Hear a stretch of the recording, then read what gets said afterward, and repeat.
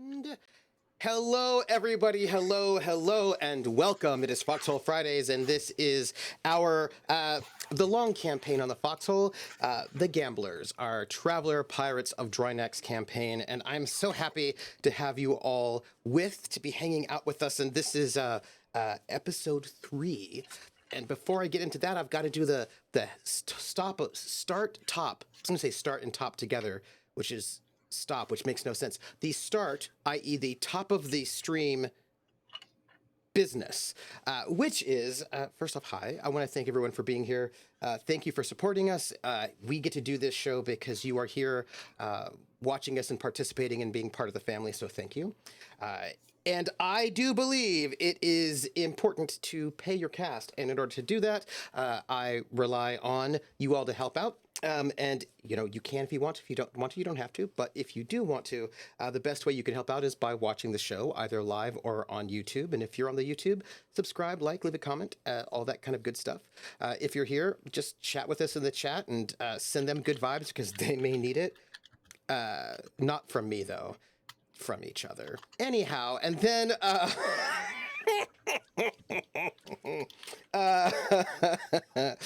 if you like, you can also go and retweet or Bluesky. I think they're calling them skeets, which is really sketch. If you hang out in certain vocabulary subcultures, you can retweet or reskeet the things. You can also give tips and bits if you like, and if you do, I'll read out those messages at the halftime or at the end. You can also donate. You can also be one of our Patreons. If you're a patron, I'll make a special radio ad for you, and which will play once a month. Also, you get a special spot in the credits and a special shout out, which I will be doing a little bit later for our lovely folks. There was something else I wanted to say about supporting us that was really exciting. Yes, there are other things you can do to support us, and one of them was we have a merch shop, and that merch shop is awesome. You can buy that merch, and we've got great stuff that supports our show, and like this great stuff here, wonderful. But you can also gift merch. You can go to the merch store and purchase a gift for somebody here in chat, because Fourth Wall is integrated with Twitch, so you can do a merch giveaway if you like that, which I think is pretty cool. But you can also, and it is really cool, right? It's really neat. And I love that it just sort of takes care of all of that for me. But there was one other thing I wanted to make sure that is up. We have some rewards that are available. And at the moment, there's only one reward available, and that is a Trojan Reach asset. And an asset is a person that may be of use to our gamblers in their espionage, privateering, diplomatic, traveling the universe sorts of ways. Very often these assets are based in a planet or a space station or some such thing. And because our Tagonists are going to go back the way they came eventually, and they're going to go back to planets they once left. Some games, no one ever worries about like what kind of damage they leave behind if they leave an entire inn on fire, because they just never go back to that town. But that's not this game. In this game, they go back to the planets they visited, and they benefit. They reap the benefits of whatever it was they sowed. And I know that Val cares about agriculture, so I feel like it's good times, right? Good times for everyone, all around. So if you would like, you can spend channel points to create an asset. If you do, there's a little pop-up window for you to put a name or a description of who this person is. So, and then when our characters decide they want to go looking for assets to recruit, then we will go pull up one of those peoples. I believe that is all of my... Oh, we also have a Discord. You can hang out there. I think that is all of the pre-information. So, no, it's not. I lied. It is not all the pre-information. So sorry. I pulled up everything. So people who watch us on YouTube leave comments, and I always like to sort of check out the comments and see what they say. I have not yet responded to all the comments recently, but I have them all here. And I did want to read out a couple of them because some of them are very lovely. And so for some of our comments that have come in, because sometimes I feel like the players want to know it. Rufio Roofbum, who is a wonderful YouTube watcher, says, Quint and Harlock swap, but like add those super duper side drugs and voila, insane Freaky Friday type situations in space. And I feel like we do need some Freaky Friday situations in space, because that is, I feel like that's just the best, really. Just a little body swapping. I'll get on it. So Rufio Roofbum also noted for episode 2, number 1 talks big game against piracy, has no actual way to fight piracy, right. Voted most likely to attempt pirating the party's pirate ship. That was Victor, my boy, gave this comment for us. Excellent GMing. All of the work done evolving your travel universe between broadcasts really shows in the ease and grace with which you handled this episode. In my humble opinion, you've grown into probably... Oh, this is a compliment for me. We don't need to read that. Yes, no, Trooper, please. If you don't, I will find your YouTube, this comment, and I will read it out loud. Okay, fine. Ooh, fine. Thank you, Lindy.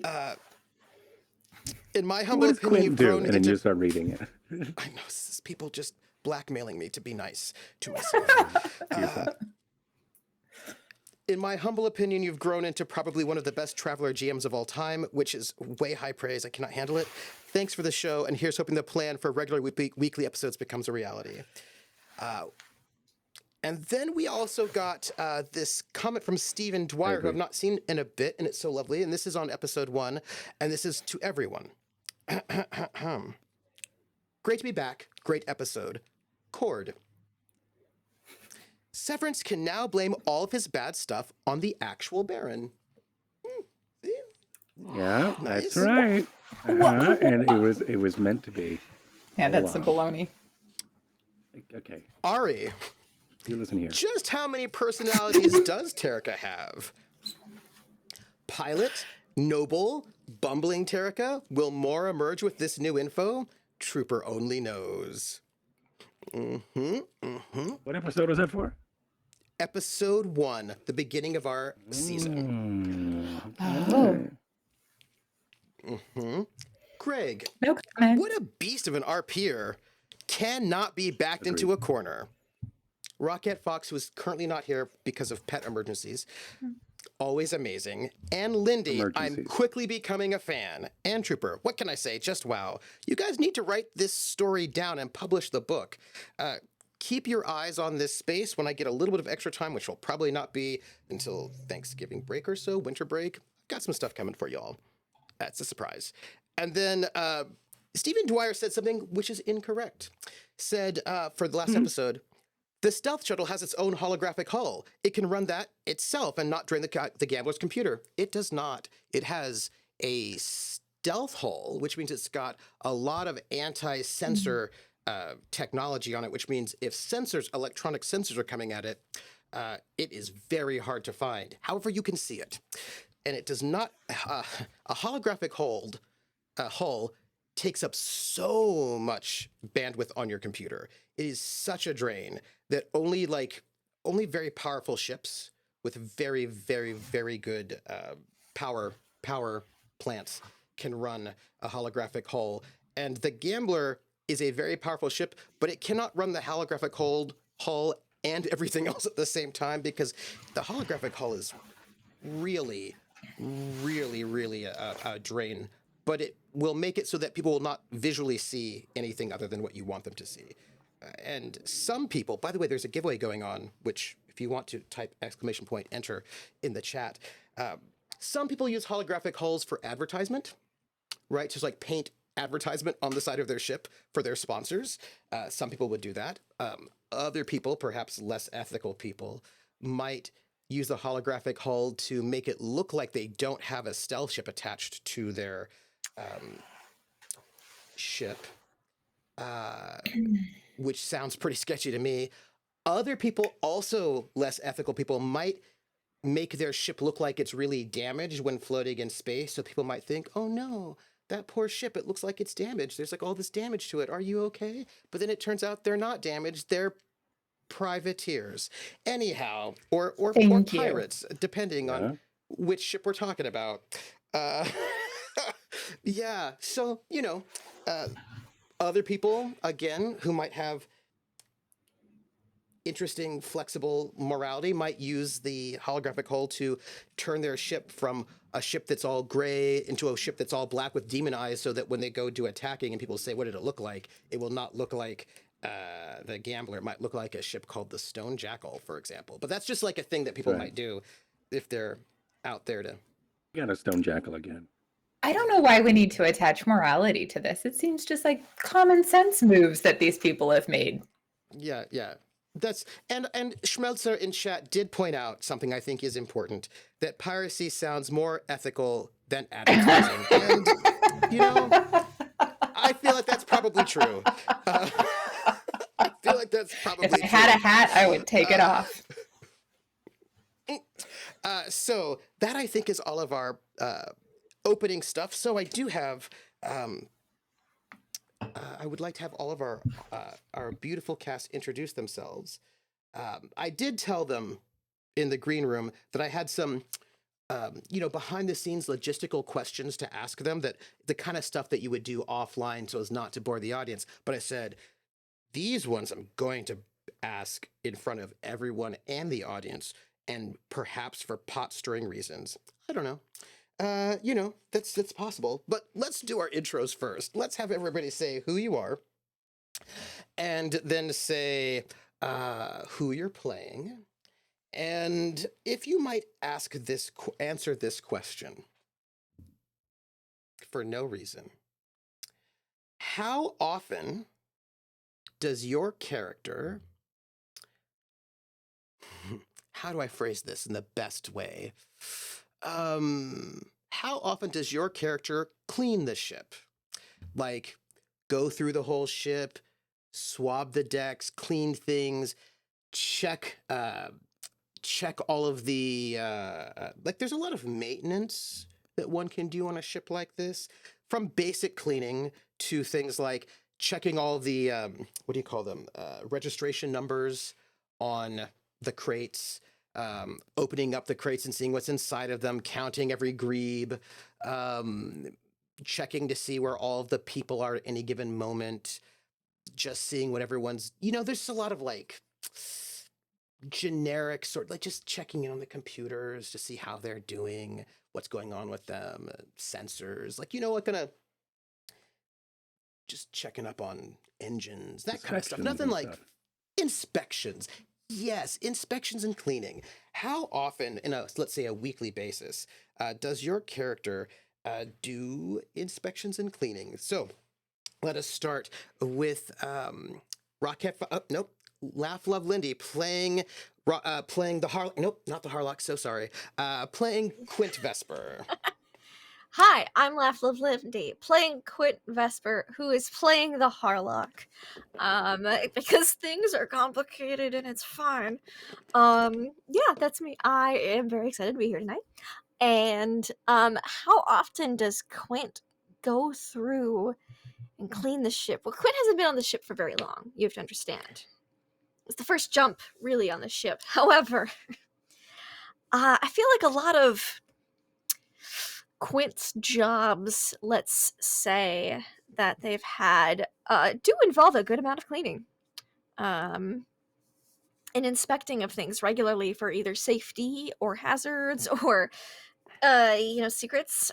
So I would imagine that Quint did a lot of cleaning on the ship while in jump and out of jump, as the captain. I mean, the passenger should.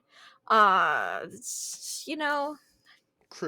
I don't know how much the captain actually does it, but Quint would have gone through at least once really thoroughly everywhere during the past week of jump. Just to help A, familiarize them with the ship, B, look for any potential secrets or exciting things, C, also it just needs to be fucking cleaned. I get the feeling that it probably doesn't get cleaned maybe as much as it should, and if not, and then yeah. It's an Wesley does a MP, lot of that's cleaning. why. Wesley is like, Okay, well, right now that's Wesley's good. doing a lot of cleaning of grebe poo, but that's because they're. Yeah, I didn't clean that. I cleaned everything else. I love Wesley. Okay. I would want to take that from Wesley. You understand? I mean, he wouldn't mind if you wanted to feed the grebes and also no, muck you out can the have stalls. that job. But, That's okay. fine. But I did message you, Trooper, that I went through and I looked for things that I could assist with repairing, which would also be a detailed inspection of the ship. So, and Quint plans to kind of keep it up. So just keep an eye on things, maintenance. It is an antique, and therefore it should be preserved and brought back to its former splendor and glory. So yeah, that's my answer. A lot. Okay. So now you just mentioned bring this ship back to its former glory, which means I feel like the person who would be most sympathetic to that would clearly be Terrica, because they do care about the ship very much. So I'm going to toss it over to Ari. Who are you playing? And tell me, what kind of maintenance and inspections does your character engage in a regular practice? Well, hey there. I'm Ari _Ventures. You can find me in all the places online. And I'm playing Terrica. They are not noble. They were, unfortunately, though, born to noble parents. And there seems to have also been some sort of ancient mixing up thing that happened. So they're not noble, but a lot of their genealogy is kind of noble.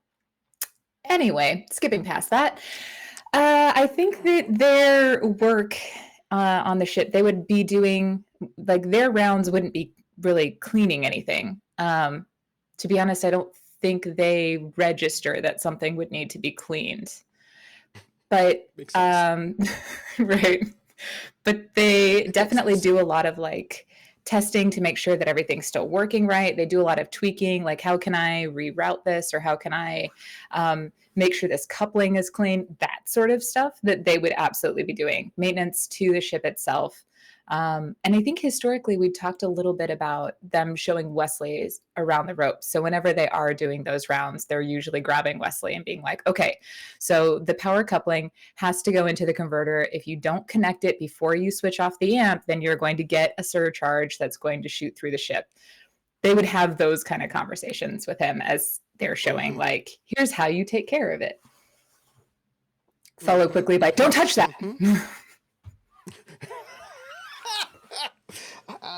This reminds me of a thing I'm going to have to do for Wesley. But speaking of not touching things, I feel like a person who reaches out and touches people all the time is our doctor, played by Greg. Greg, who are you?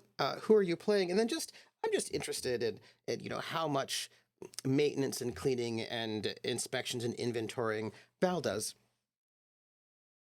Hi, everybody. I'm Greg. I play Dr. Valentine Val Morrissey. The cleaning that Val where he kind of focuses his attention is he really wants to make sure that, especially since they don't have an official med bay, there's not an official kind of surgical room or suite or anything like that. So he keeps his room meticulous. You want to make sure that you know how to get, blood off the walls, blood off the floor, blood out of your hair, blood out of your teeth. You have to make sure that you're clean in that respect. And so that's Surgery. what Val really focuses. Right. Val focuses on that type of, I mean, making sure it's not a crime scene. I mean, just cleaning things up. You mean but look like let's a just- crime scene, right? But let's just be That's what I fair. meant. That's what I meant. You are, after all, a doctor. And if somebody says, why is there all this blood around here? You're like, well, I'm a doctor, obviously. Why is it in your glass? I don't know. I mean, it's just the shit happens. I mean, These things that's what happens when you don't clean. Right.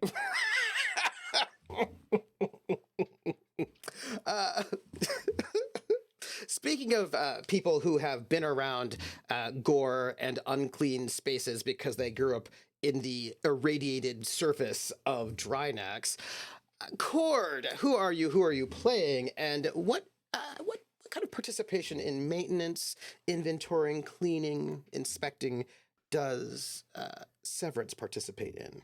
None at all. Hi, everybody. I'm Cord. I am playing Baron Severance. He is a piece of shit clone of a Imperial Duke who has sort of gone renegade or was left at a young age over on Drinax and grew up a very unfortunate life. I mean, I would say that you were stashed on Drinax to hide you, but that would be just my interpretation for later usage. Right. That is another way to put it. Stashed, left. Who knows? But he's very loyal to Drinax now.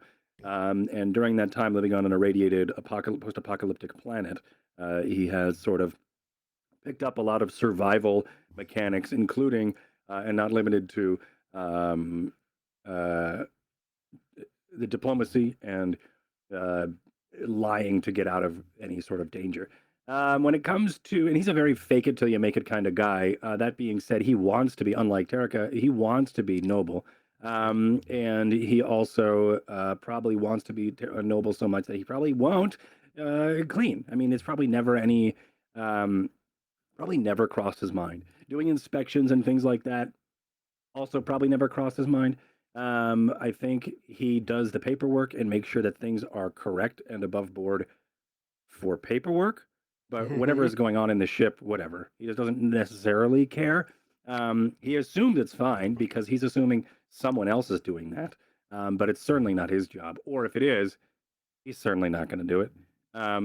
But I think when it comes to inspections and things like that, I think things are above board on paper when it comes like at the door, right?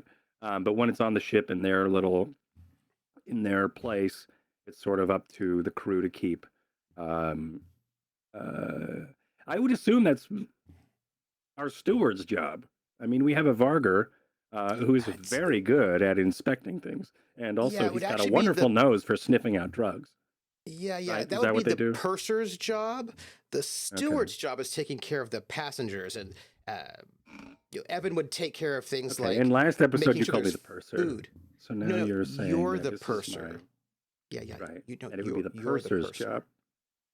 Which would be Baron Severance. Yeah. So, well, Severance like I said, is the purser. Hasn't been done.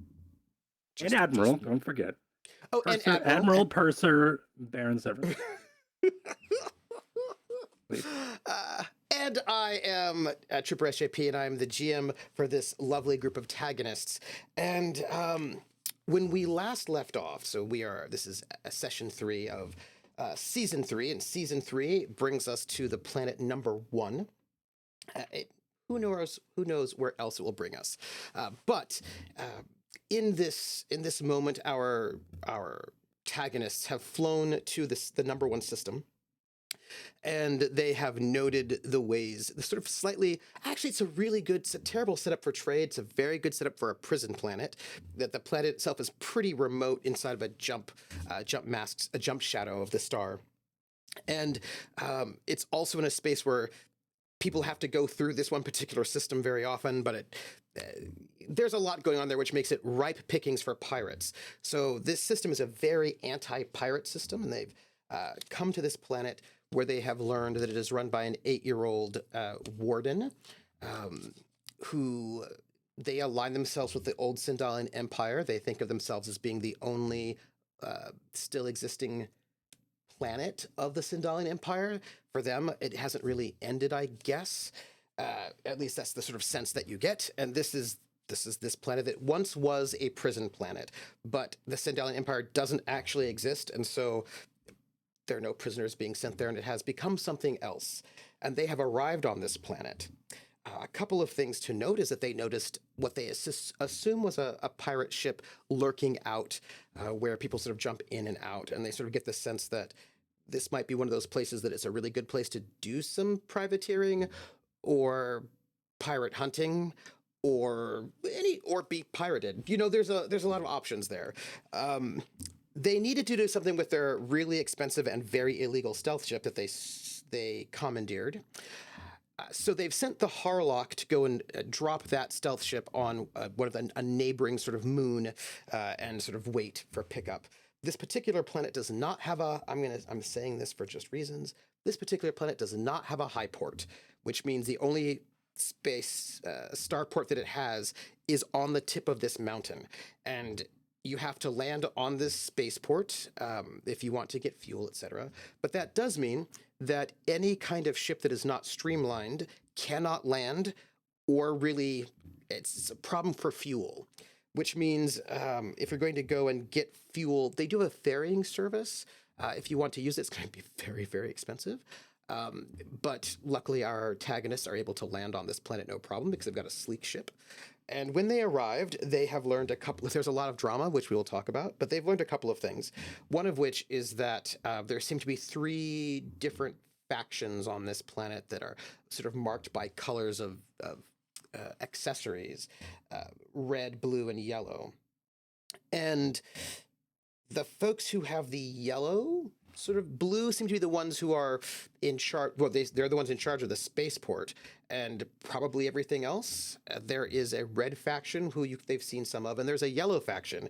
And that yellow faction has to pay 30% tariffs on any kind of goods they want to sell at the starport, which seems fun.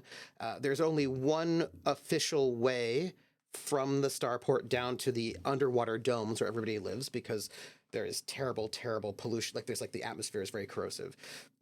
And that is through this one funicular, which will, like a little gondola, which will take you down below. And apparently, if you want to go to any of the other dome cities, I was going to say recognized dome cities, but that would imply that they're unrecognized dome cities. And this is a unified planet, so that would be weird. You have to go through the funicular to get to their like little sub bay. They have, however,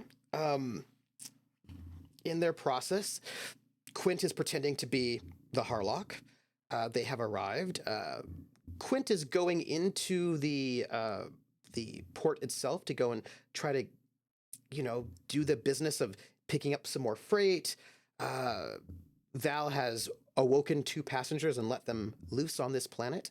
And they have received 2 different sort of interesting offers, and one is which people have recognized their ship as a Drinaxian ship, which is related to the old Sindalian models, and the people of this planet seem to be quite interested.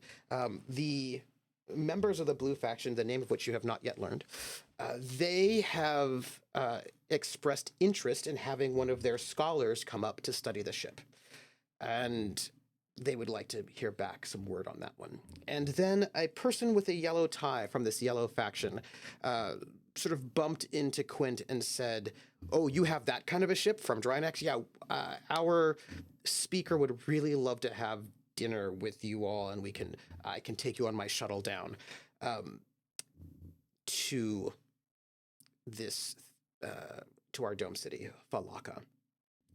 I will note, because this was bringing up, spaceships cannot necessarily travel underwater. Being sort of able to resist vacuum of space and being able to resist the pressures of deep water are different. So most of these sorts of ships are not going to be able to just travel underwater, these dome cities. You mean It deep looks underwater? deep underwater, correct. Yeah. I Shallow mean, we could go underwater's fine. underwater, right? Yeah. Yes. Like lakes and ponds are probably fine. Absolutely. But like Okay, deep cool. underwater, not so good. Like ocean exploring? No. Okay, cool. We Thank can't you. go more than No. 2 atmospheres of pressure deep, because that's what it's like to exit the atmosphere of a planet. Basically, yes. Yeah. And it looks like What a this nerd. person has a shuttle that has been proofed to actually do the underwater thing, but most likely, considering how high those tariffs are, they probably don't have a lot of those sorts of ships. This particular downport, the High Point downport, has a small shipyard, but it can only make small craft, which means it could not do it can't make or do big, massive overhauls on ships like yours. This would not be the place to get a med bay installed. They don't have that technology. But this is sort of where we are at the moment as we sort of open up our curtains. Although I'm not opening them yet because I have to ask a question first. The logistics, the pot stirring logistics that I mentioned. We have Quint in the hall of the spaceport, the inside hall, because it's a landing pads everywhere. There is Severance, who's by the ship, not wanting to go in, who has told Quint, report back through the comms, anything that's interesting. I'll be out here. And then you have Val and you have Terrica outside of the ship near one of the landing pads to have a conversation. I would now open up the curtains. However, I do need to bring up a couple of logistical things, a couple of little details before we kick off. So one of the things that our crew has, Traveler does not have experience points. There's an option that came in one of the Mongoose 2nd edition Traveler Companion to add experience points, but generally speaking, Traveler does not use experience points. You just study, right? You just get better at skills by studying them. And you buy things with money that will increase your skills and that kind of a thing. And every week that you spend studying is you need 8 weeks of studying to count as a study period. And if you have 8 weeks studying something, you're on your way towards leveling up that skill. And because I care about my players very much, I've created a lovely little spreadsheet for them to go and mark what they have been doing in their various study sessions. Because at this moment, we have 5 study sessions finished. And Severance has not finished filling in what he's done for the last 2 weeks. And everybody else, the Harlock needs to fill in hers. But Val, I need to do a small logistical thing about your study sessions. Sure. That last one for the last week that says vac suit, you were not studying vac suit in this last week. You were clearly studying robotics, science robotics, because you were working on the suit the entire time. I was working on the vac suit, so that was a placeholder then. I mean, yeah. No, this is about building and creating. Where is this? Right. I'm sorry.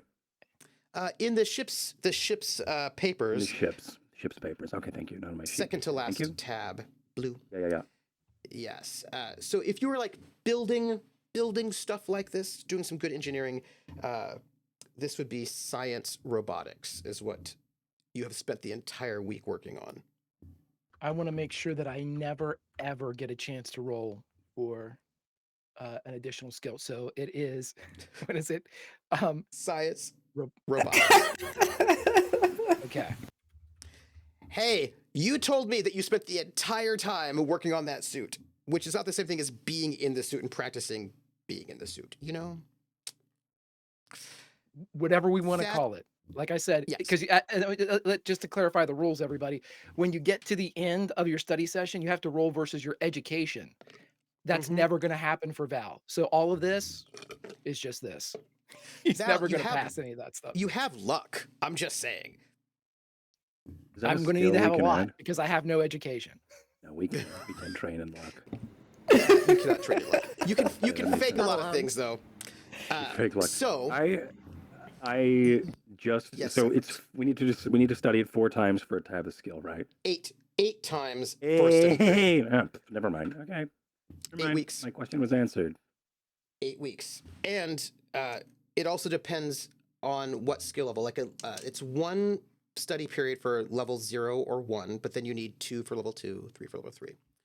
Right. So when you want to get higher, you need more and more weeks. Let's see. That's good logistics. Val, I have some more logistics for you. If anybody knows me, they know that I love logistics. So let's go ahead. So you spent the week working on, you spent quite some time working on the suit, building things into it. Yeah. I'm going to need you to roll a couple of things. Okay. And I'm going to need to have a conversation with you about money and supplies. Sure. So to do this, you need skill, right? To do the things you want to do. And you also need equipment. Like you need parts and pieces. Like now you could buy those parts and pieces. I have the cost or how much it would cost to buy those things. They are somewhat high tech, and you have not been on high tech planets recently. Phoebus is not one. Definitely not. Marduk is not one. This planet has got some. It's okay at tech, but not necessarily as high as you need it to be. So of course, none of the things that you wanted to do with that suit would be doable, theoretically. However, there is a way to not spend the 25,000 credits that you would need to spend to do the minimum that you've done so far. There's a way to do that. It wouldn't even be very difficult. Not only would you not have to spend the money to buy the parts and pieces to Not taking it from update the gambler. It's not the gambler itself. You have I'm not taking it from the stealth shuttle. No. You have some spare parts on this ship. You have a 1D ton of scrap. And That's you could Terrica's spare parts that fix the gambler if something bad happens, which is the they're gambler, just- which Val's not taking. But they're Thank just you. spare Thank parts. you. You can get more. You can get more. I'm sure you can, but Val will never have to do that because he's not taking it. I'm sorry. No, there's no way he would take it. I'm just asking because, you need some, just a couple of high-tech parts here for this thing that you need. So you'll probably, to get this thing really settled, to be finished up, you are going to need 24 credits worth of high-tech parts, and probably the place you're going to be able to get it is Assis. So you're probably able to sort of, unless you want to use the spare parts, but you can always replace them. I'm just noting. But we have that money personally, right? Isn't that what we got paid? I don't even know what we have paid because I have like 12K before we got paid, and but you didn't get paid 20,000 credits. You got paid like, what's your pay? Your pay. Well, technically, I haven't had to buy it yet since we don't have it. Just noting it. You get paid because this is what Severance has decided. You get paid 6,000. So you would have gotten 6,000 for that last pay period. Okay. Yep. I'm saving up. And you also still have some cash. What's the 25K like? You don't have to give that to me now. You can give it to me later. I will tell you right now. Okay. If you want to know. You want to know what it's for? Sure. Yeah. Doesn't everybody want to know the nuts and bolts that's going into Sue? Sure. Let's have it. I'm going to tell you because I'm so glad you asked. So, also, unlike Terrica, because I did ask Ari if they had this skill, and they don't, which is exciting. But you have this skill, which means I can tell you something a little bit later. So, you need about 4,000K for the robot brain that you have to install into that vac suit so that Sue has a place to be. Sure. I'm gonna. I have an extra computer. Can I use that? I have a computer that's in the. Is this a different thing? Okay. Yeah, it's a much bigger, more complicated piece of technology.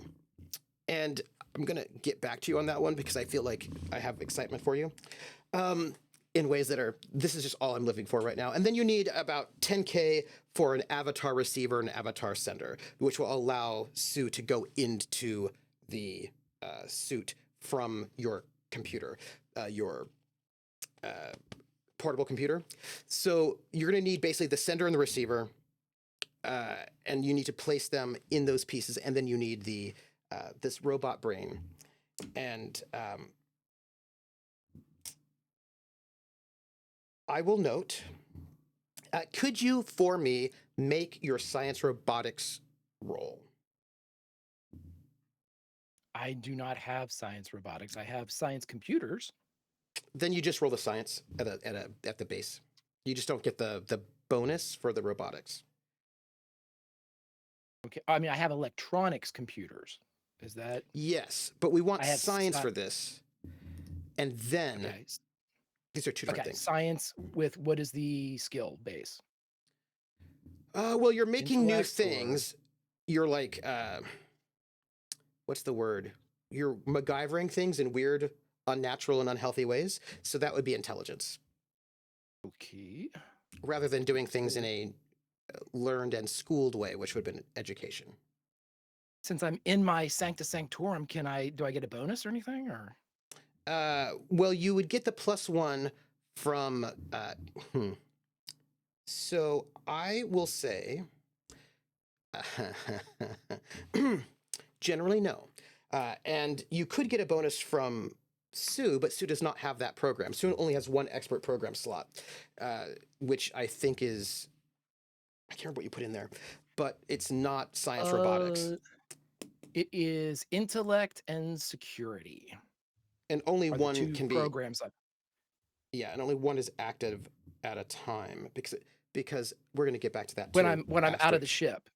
When I'm out of the Yeah, ship. because- In the ship, I have an extra computer with 3 bandwidth. Yeah. Yeah. So when you're, so that'll give you all of those in there, right? You can, I'm going to just have to note this. Thank you. Thanks. You might need another 10 grand for that to link those two computers, but don't worry about that yet. But you'll get a +1 from Sue for this. Okie dokie. Mm-hmm. 8. 8. Now the difficulty is 10, except that you took time, right? Because you spent the whole time working on this, the difficulty comes down to 8. So of course you're able to sort of work on all of this, and you're sort of working it down. And Sue is not going to be really completely finished until you can get that robot brain fully settled. I also need from you an intellect-based computers roll, sensors computers roll. Sure. Intellect for analysis rather than the Okay. doing. But you said computers, though, right? Yes, please. All right. Int based. Any bonuses for this one? This one, no. Okay. 14. Great. So I'm going to tell you some things right now because of that roll, which was really good. You're working on this, right? You've spent your time working on this throughout the week. You know that you need some more parts to really make this sort of finish, right? I think you probably put that second computer into the suit so that you've got a bit of a transfer point at least. You're going to need to Trooper, get. can I ask Please. before I don't, I'm sorry to interrupt you. I just want to ask one Please. question real quick. Can I add luck to that to make it like a super success? It already maybe is. Reduce cost. Oh, okay. It already is. Okay. Mm-hmm. It already is. This is to figure out something, yeah? So you need a robot brain because robot brains are much bigger than your portable computer, and they're more sophisticated. They will allow these things to work better. And it will allow Sue to be actually able to do these things a bit more. Sue needs these things. With your skill level, which is not super great, you're able to sort of think about and kind of you've got like a temporary robot brain from that second computer. It's not like fully functional. It's not like stable, but like a bit of a basic one going on in there that you've worked through. And let's talk about robot brains for a moment. You, with your skill and with the pieces that you had sort of taking your second computer. By the way, how much did your second computer cost you? They are each, I have them right here. Tech level for each of those was 12, and each of them were 1,000. So I spent 1,000. 2K on. Okay. Mhm. So that's not enough yet. So like you basically got like a partial robot brain sort of Frankensteined into that suit, but it's not finished, right? Like you have to sort of finish it. But let's talk about capabilities for a moment. You know your Sue that you have your portable Sue? Mhm. And you know how your portable Sue has a bandwidth of 3, 2 of them taken up with Sue itself, and then 1 for your slot. Once you sort of connect those things up, the suit and Sue, Sue now has a second bandwidth over on your computer, your handheld computer. You notice that Sue can just run a little bit more efficiently, just a little bit better. So you can run 2 programs simultaneously, expert programs on your portable Sue. And I think no one in the crew should be worried about that. The next thing I would note about this is, again, the suit's going to be a little bit iffy at the moment. You need to sort of finish that up. But let's talk about what you could build with the parts that you had and your skill level, which is you've got good science, but you're not specialized. Like you know some robotics, but you're not like great at it. So like you're not, you know. You could do what would be called, and I'm telling you this because of the fact that you do have the computer skill, and if people don't have the computer skill, that they probably would not get this insight. Huh. So sad for Terrica. But there are different complexities of robot brains.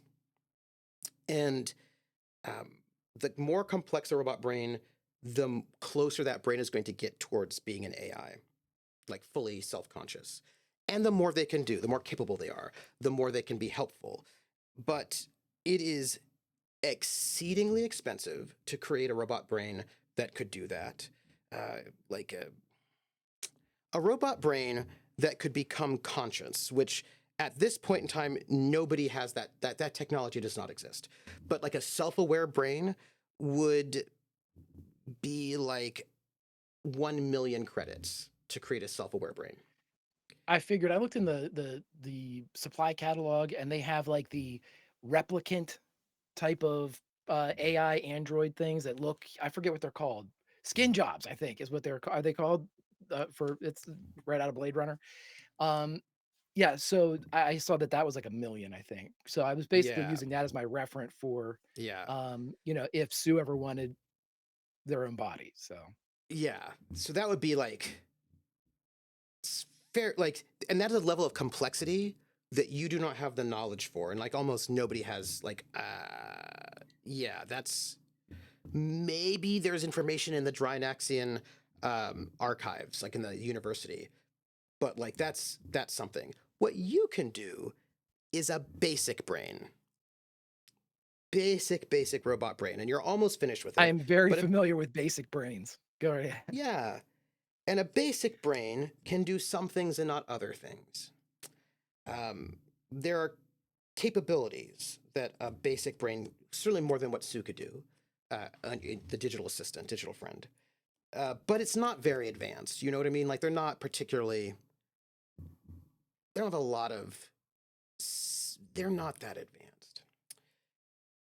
And you were expecting a maybe not so advanced Sue because the brain is, you can't make a really great brain, and also you're not a great roboticist at this point in time, and you don't have like the best supplies. You're working on it, building those things and using that other computer as a starting base. From your observation, Sue is exhibiting skills, or at least is it may be just an act because Sue is programmed to seem like a sentient being, even though it's just a computer program. But you've built this sort of robot brain for it, which should give it a bit more volition. But Sue is seeming to evidence a level of volition that is beyond what would be a basic robot brain. If there were levels to robot brains, which there are, you could say that because you had a critical success, that Sue is evidencing a level of complexity of robot brain that would be 4 levels higher than a basic brain. So like an advanced, like the top end of an advanced brain. So that, and you did not build that. Like you did not build an advanced robot brain. You are like in the process of building a basic robot brain. But Sue seems to be evidencing the complexity that you would get if Sue got somehow 4 boosts of essence in some way. You know? And you're good, you're good. Yeah. That said, you know that Sue, looking at the circuitry, that Sue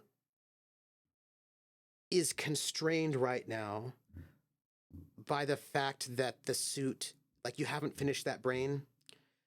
And if you could finish that brain, you know that you could probably, that Sue would be more capable and be able to be more helpful. And you can only imagine that it is somewhat confining to be smarter than the circuitry that houses you, right? That you know that Sue could probably have like 3 programs running at once, like have 3 expert skills, maybe more. But because the Hardware's not finished up to the software's Yeah. desires, right? Yeah. So if you finished it, then Sue would probably feel less constrained and like less hemmed in, like wearing a suit that's too tight, you know? I'm going with and this is meta. I'm going with the following kind of approach to this, Trooper. I'm going that right now, Sue is basically like Jarvis, still kind of a voice in Val's head to be able to, provide information when needed. But unfortunately, though Sue can get in and walk around in the suit and do things like that, I assume that can only happen while we're aboard the Gambler and within kind of like the wire setup that we have and all that stuff. But if we go the No. extra mile, then Sue could Sue be can go autonomous. farther. It's about distance Sue- to you. Okay. All right. Because I ride in the suit. Yeah. I'm Tony, everybody, in case you haven't guessed yet. We'll see. Well, I mean, there are things because Sue should be able to and I'm going to just say this, and I hope the rest of the cast is listening because I'd love to, because you're asking great questions that they don't know because they have not made that skill check, but you have. With these receivers, right, the things that you have, like you've had to actually, at the moment, you've had to wire because you've not been able to get the second computer you have gives you the rudiments of the robot brain, but you do not yet have the avatar receivers fully functional, which means you had to hardwire transfer Sue from there to there to actually get it to move over because the interfaces are not fully functional yet. But when it's working, Sue should be able to beam themselves from that suit to you and back. No problem. With there is a range, right? These receivers have ranges to them, but they're not small. Sue should be able to, if Sue is sort of living in the suit and is living there, and you are within distance between the suit and your portable computer, then Sue should be able to like beam themselves from via Wi-Fi, right, from the suit to your portable computer and back. And the range is quite good with that, as long as they have free technology. Now, Sue cannot just jump into any computer. There has to be sort of like a bit of a few modifications made for Sue to be able to sort of control things. They need to have like an avatar receiver. But if I do something that is up against Sue's capabilities, just let me know, because I'm going to go with Sure. the assumption that what we've been doing is okay, and I won't try to Mhm. push it any farther past that. But if I do that, because I'm me, go ahead and shoot me down, and I will put Sue back on my Oh, risk computer. it's more what I want to try to tell you is that Sue is more powerful than Sue should be, based on the amount of parts you have put in and you have yet to put in, and the capabilities of what you had to make. I love it when we get a bonus. Yeah, yeah, it's a bonus. Yeah, I just wanted to share that. But you definitely have a space where Sue can. You still have to work on those. You still have to sort of work on the transceiver, but Sue can port themselves from the suit to the portable computer. It's a little bit still iffy on that one, but they can do so. You can always just like direct connect and have that happen very easily, hardwire. But the sort of moving through is still a little bit iffy. But yeah, so long as you're within range, sensor circuit range, Sue should be able to move easily. And Sue can just stay in one of those places, just do stuff there. Isn't technology great? Yeah, it's not, you haven't finished it, so it might be a little glitchy. Who knows all the safeguards and whatnot, but Sue is definitely exceeding their hardware. Oh God. Love it. Yeah, definitely exceeding their hardware. And Who would have That's thought fun. that Anakin Skywalker app we downloaded actually works? So awesome. Far more Yeah. dangerous than we could ever possibly have imagined. That said, let us bring everyone back and let us find out as we open this curtain. I just wanted to talk about a little bit of a logistics, which involves me letting you know that Sue is way more powerful than Sue should be. About 4 levels more powerful. Like 4 boosts worth of power. Which is just a fun number. So, I believe Val and Terrica were on the tarmac about to have a conversation.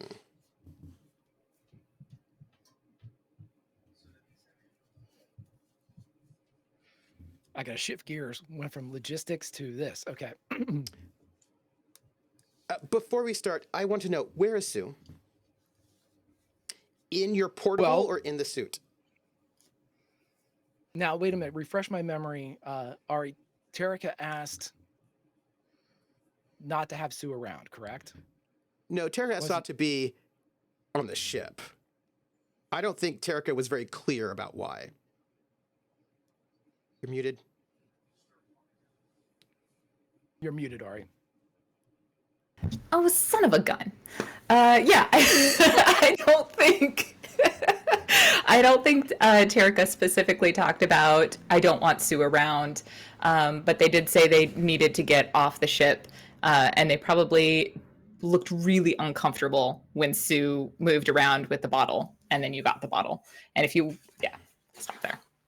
Okay, so then in that case, Sue would be with Val, but in the risk computer, like not Great. around. Like normally Sue's not around unless Val's by himself or is needed in the middle of something. So he wouldn't have Sue in hologram form, like apparate or anything like that. So it's not, Yeah, I just need to know from now on where Central Sue is being housed, either in your computer or in the suit. Because Well, let me Central ask Sue you a question, Trooper. has new 2 If places. we are 100 feet from the gambler, and are we within range? Absolutely, yes. Then Sue's anywhere Sue wants to be.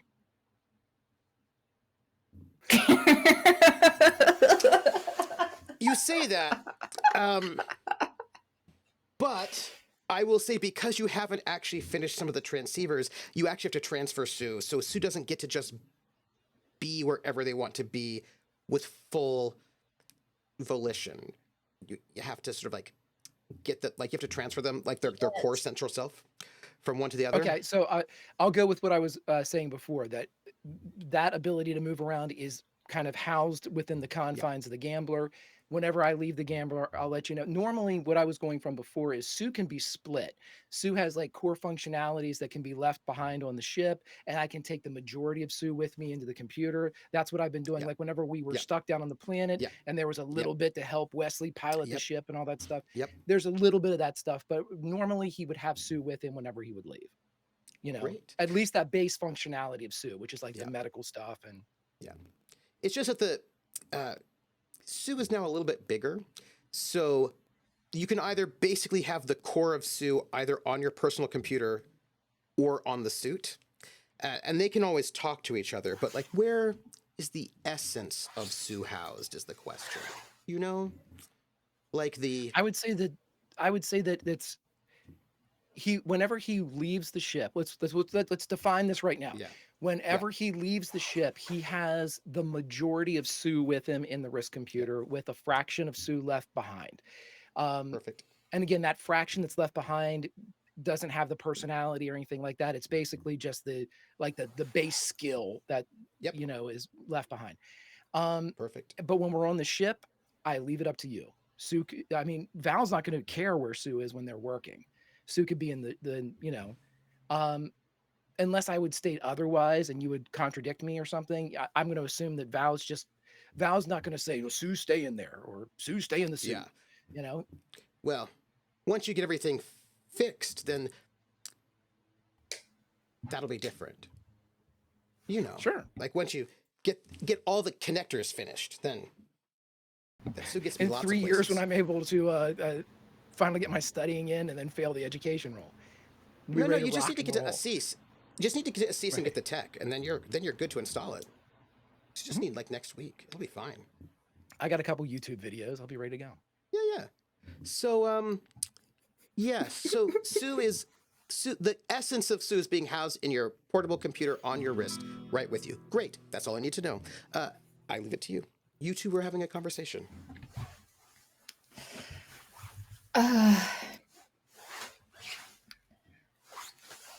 Terrica will like places- take the.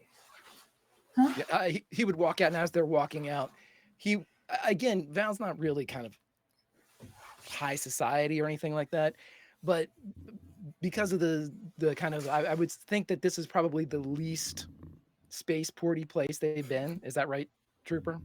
Because it's like a old West town. Terrica it would is a know, but nobody spaceport, else would. But you know, a lot of wind-blown, swept. Yeah. Phantom, that's the greatest comment ever in chat. Sue now requires 2 5 discs. I want to play King's Quest. Great. Yes. So Terrica would be the only one. They would be the only one that would notice that when Val leaves, there's a moment like almost like is that a turd smell that he kind of has on his face, and it's just him kind of bringing in his surroundings and not being that down with the rural nature of everything. It's getting dangerously close to home.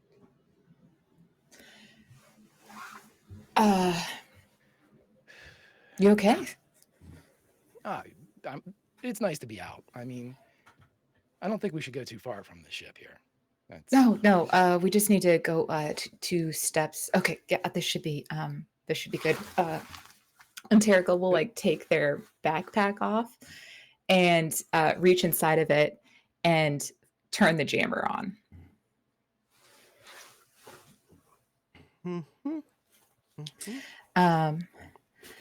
Okay. Just can you it's because it's dangerous.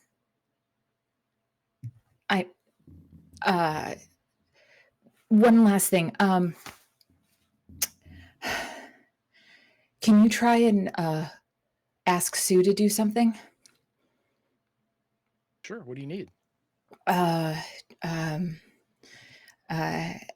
Ask Sue to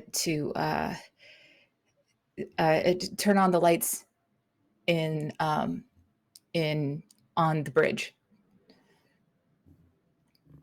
Is this a test or? I just need to. Yes. It's a test. Are you okay with Sue on the bridge? I told Sue never to go on the bridge. That's unless, you know. Okay, no, not the bridge. Tell Sue to turn on the landing lights. Correct me if I'm wrong, but that's also a bridge function. I just need you to ask Sue for literally anything that doesn't involve Sue being on the bridge, and I can't think of anything that isn't a bridge function right now. But I just need to know if Sue can hear you. Sue, can you hear me? Hello. And a little holographic Sue pops up on top of the little the portable, because Val has this exciting wrist computer that he always wears. Left-handed or right-handed? I want to make sure I get that gesture right. It's right. And Sue, little holograph of Sue pops up. And just for the record, the jammer has a 30-meter range, and Sue pops up anyway. transceivers, well, Terrica does not know this, but Val does. That transceiver, that when you can get it all up and going, has a 5-kilometer range. So Sue should be able to jump to computers within 5 kilometers when you get everything sort of set up. Cool. That's great. Love that. I do too. It's Sue pops up. Hello. Hey, Sue. I need you to do me a favor. Of course. Gambler's right, and he'll, even though Sue doesn't need this, he'll actually turn so the hologram can see the ship. We're off the ship right now, and I need you to do something for me. Of course. Wes, Mm-hmm. jump on in there, see if you can't give him some help. Well, Make it sound like a test. all right. Not you'll a excuse me. life or death test, Sue. Like I want you to grade on. Well, you met Wes when they first showed up. Tell me how far they've come. Basic All ship right. knowledge, but stay off the bridge. That's the real trick.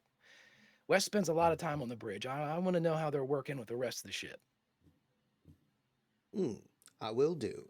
And Sue just dematerializes back into your wrist computer. I'm going to need to make a roll right now. Let's see. Probably a basic 12. There's probably no bonus or penalty there. 7. Sue pops back up. Excuse me, Val, I'm sorry. That was quick. There is a block getting into the ship. I cannot get back to the ship. Terrica will switch off the jammer really fast. Can you identify it? Is it something that's coming from this port? Well, I don't know. It was like there was a wall that kept me stuck. Maybe try now, Sue. Sue, jump back there, but don't jump back to me. Stay on the ship. I'll be back in a second. I didn't like this place to begin with. Now I really don't. One moment. And Sue dematerializes. Terrica turns the jammer on.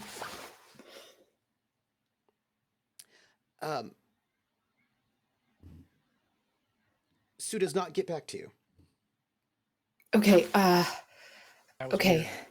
See, I told you I didn't like this place, Terrica. It's not the place. But can you just try try calling Sue again? Just see if Sue can respond. I promise it will make sense in a minute. Sue, can you hear me? I need you to make an electronics comm check, please. Electronics comm? Difficulty 10. I don't have electronics comm, but would you like me to try Base something electronics. else? Computer? Okay. Base electronics. Intellect, you said? Yes, please, because this is, again, sort of in the moment sort of analysis. Any bonuses? Nope. 11. Ooh. Oh no. Okay.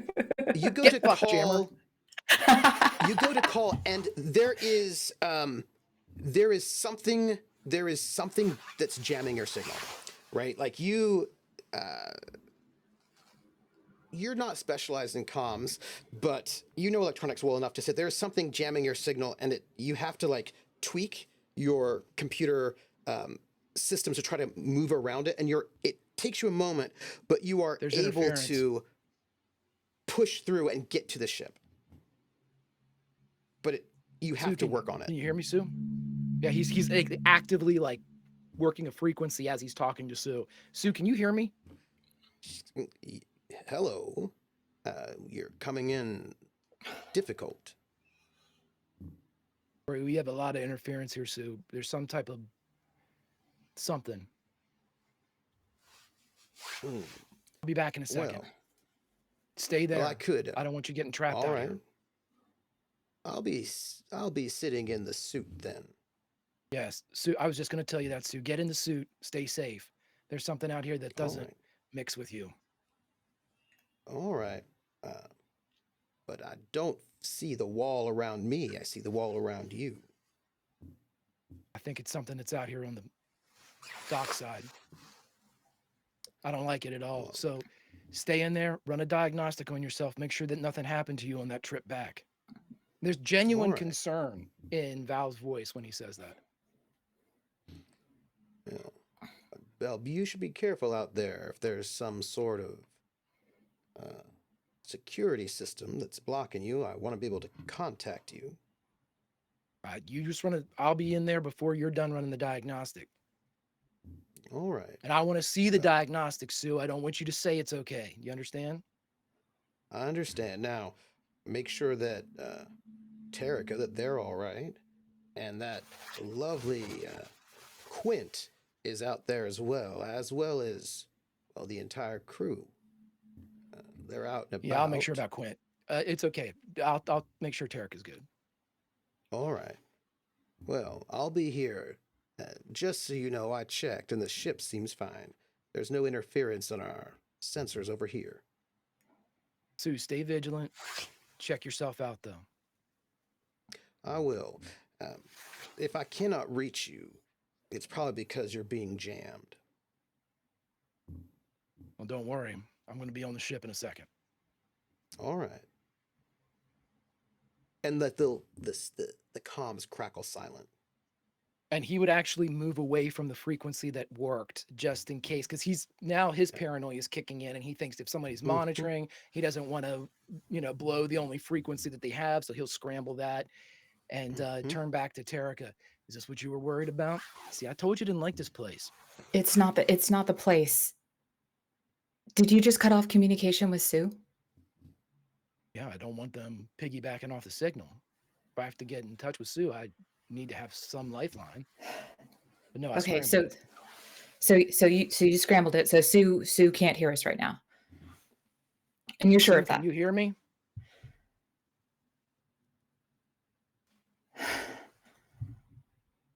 Okay. What's this about, Terrica? I think Sue is going rogue, Val. And I could tell how much you care for Sue. But apparently Sue speaks to you in your dreams, and the last couple of nights I've had some weird dreams that you've been in that you can't remember, and I don't know enough about AI to know how this could even be possible or what. But if Sue's going rogue, I felt like you needed to know, so I bought the jammer. The jammer is mine. I did that. It's me. But you needed to know because you're too close to this. Okay. I know you haven't been sleeping. I didn't realize it was this bad. Listen, we've been joking around, beating around the bush here.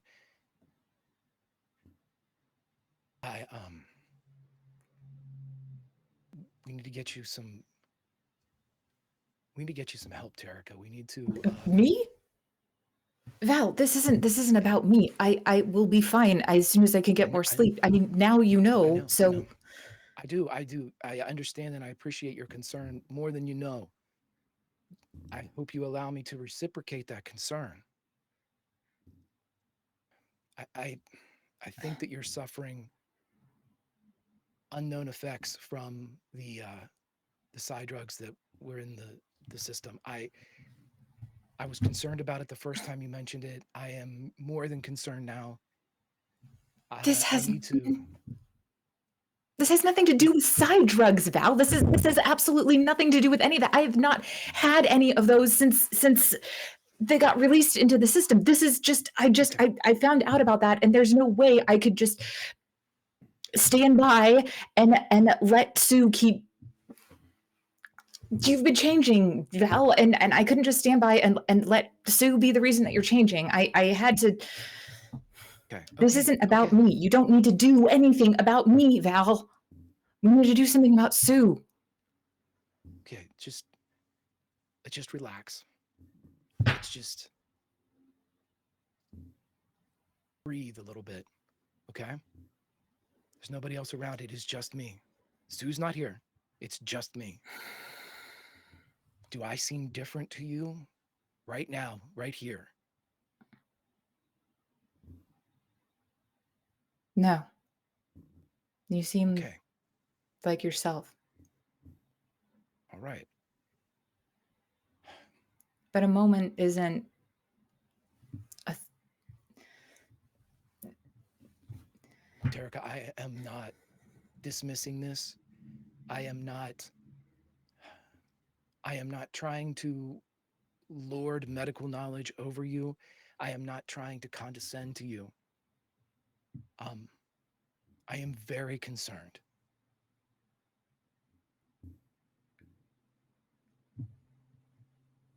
Okay. Why don't you tell me about these dreams? Let's start there. Fair.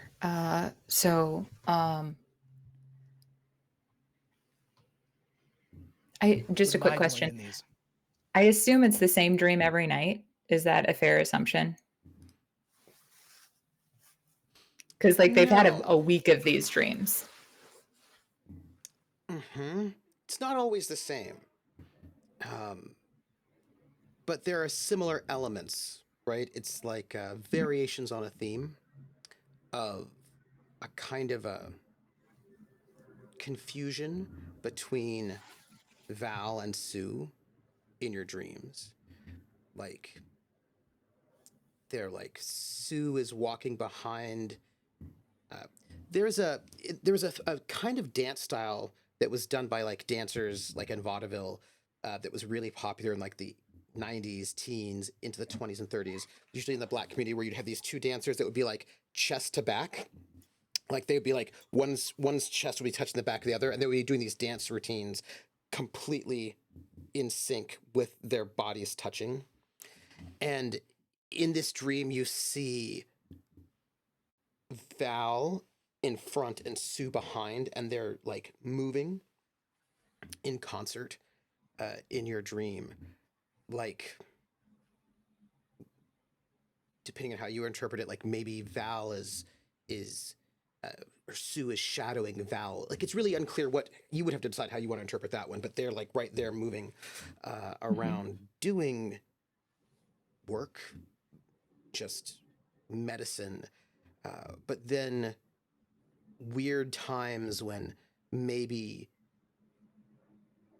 Val reaches into himself and pulls out like his heart and then just gives it to Sue to eat, which I wouldn't worry about. That's not really disturbing. I mean, there's a lot of blood in that. Yeah, sure.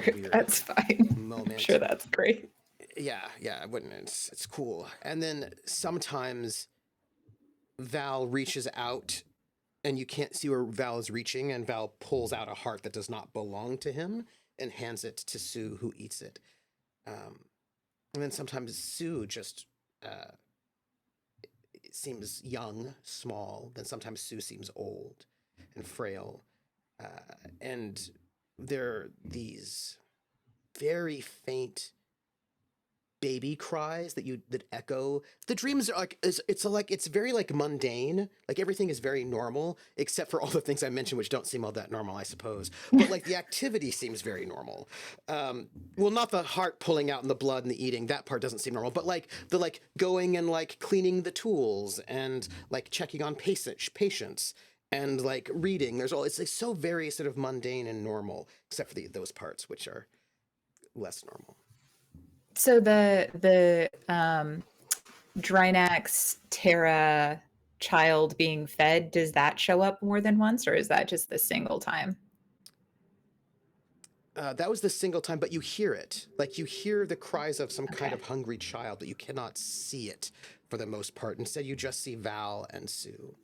But you can What ab- hear this other child. Two, maybe. What about because we'd been in a field of grain.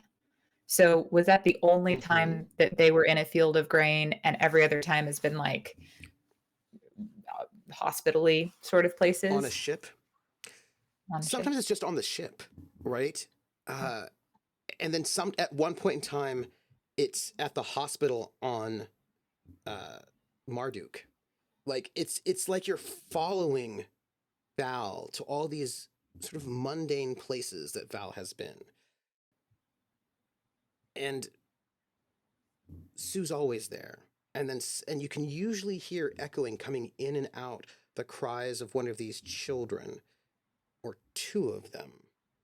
And Sue himself sort of switches ages from times, and sometimes Val is young and Sue is old, and vice versa. There's a sort of an overlaying of them, and you can tell that there are these other senses, other beings, other like the children are around, but you don't see them very often. You just hear them. You hear them being starved. Even Terra? There's a lot of eating in these dreams. Okay. Yeah. Terra's tricky because sometimes you hear Terra being starved, and then sometimes Terra sounds like Val, actually. Sometimes Val seems as if Val is Terra, or it's Sue. It's very, the line between them becomes very confusing sometimes because they're always so close, and you can't always tell which voice is coming out of which one. So the way that Terrica would try to describe this to Val would then be like this. Okay, so it's not always the same. Sometimes, like the first time we were in a field, and you talked about how there'd always been storms, but there weren't. It was bright and it was sunny. But also there were these. Well, there was Drinax, and there was Terra, the planet, and Drinax was getting starved, and Terra was getting fed. But you know how dreams are. Everything gets weird, and I only saw that once. But I definitely heard like kids crying in a lot of your dreams. And of course, I'm forgetting her name. On the ship, she mentioned crying in the halls. It doesn't matter. Obviously heard outside of the dream, right? So then the other part of this, the part where there's Sue is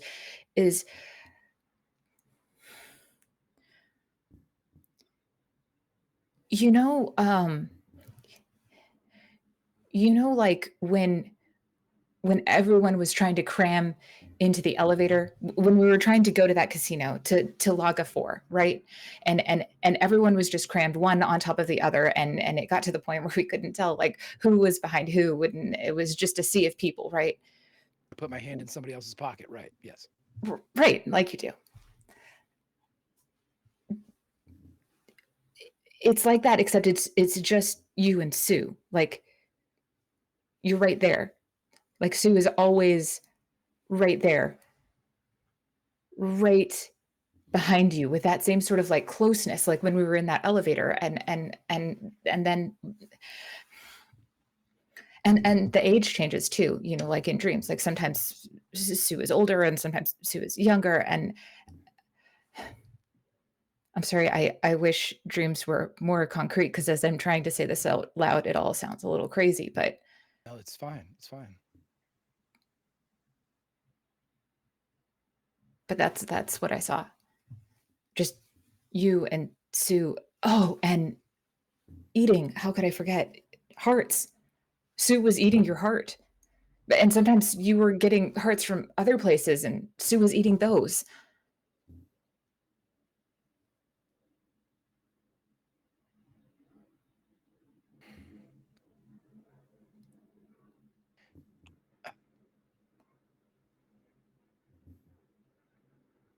Failed psychology.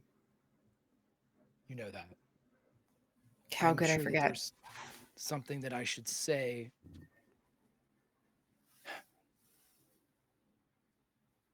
I'm just going to say it. I don't want you to think that I am being condescending. I don't want you to think that I am being, again, I am on your side. I want to understand this with you. I want to work through this with you. Let's do this. I'll do something for you. You do something for me. You know, What I'm can I going to do want to for know you? what that is before. It's nothing bad on my end.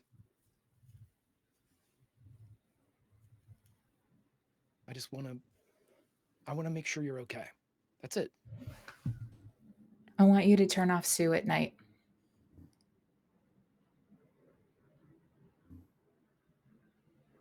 Done. I'll turn him off tonight.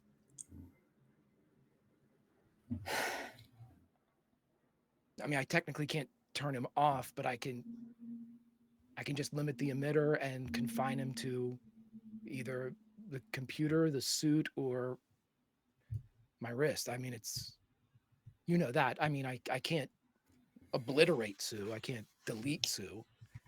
Oh, I was But I thinking of can, it more just like, you know, sometimes we have to restart the gambler and just then everything gets switched off and then it's quiet.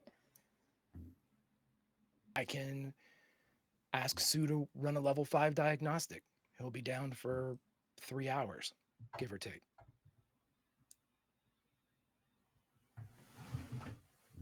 He's going to want to know why, but A level 5 just tell him diagnostic every night? No, I you're can, working. Yeah. I will do it tonight.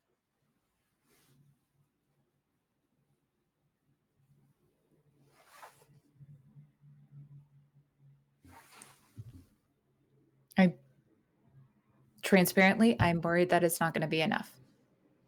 But Okay. why not try it? I hear what you're saying. I'll do that. I'll monitor myself. I will hook myself up for respiration, heart rate, brain activity, everything. Can I stay in your room again tonight while we run this experiment? Absolutely. All right.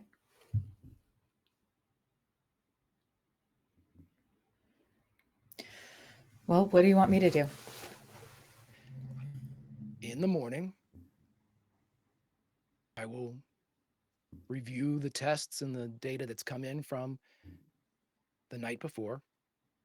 If I see anything out of the ordinary on my end, I will note it to you. You will be with me while I am reviewing it. I will be as transparent as I can be without sounding like a know-it-all doctor. And Appreciate that. if you're satisfied that I'm okay, then I need to be satisfied that you're okay. And I get to run some tests on you.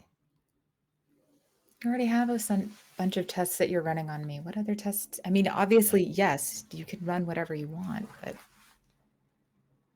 Let's just call it a Terrica level 5 diagnostic. God. All right. Fine. Yeah.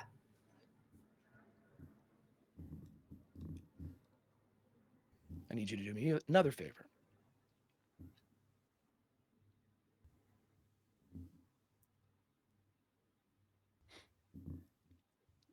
I'm turning Sue off tonight, making him run a level 5 diagnostic. Stay away from Quint tonight.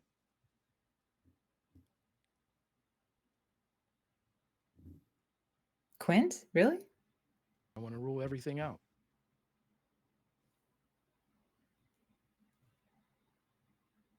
Right? I mean, how much do we know?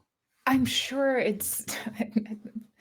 I mean, it's not like gotta I've had a rule whole everything lot of out, Terrica. partners, but it's okay. Okay. All right. Okay. No Quint. No Quint. Deal. Let's hope we're both wrong.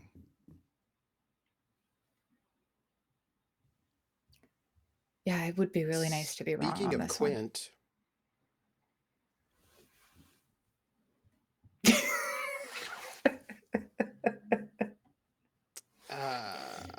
Quint,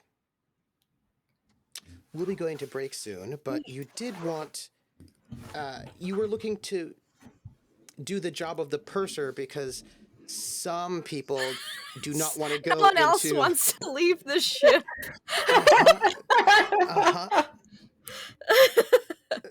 Nobody else I'm wants also to leave looking the for ship. a jeweler. Yes. I'm going to need you to make a couple of rolls.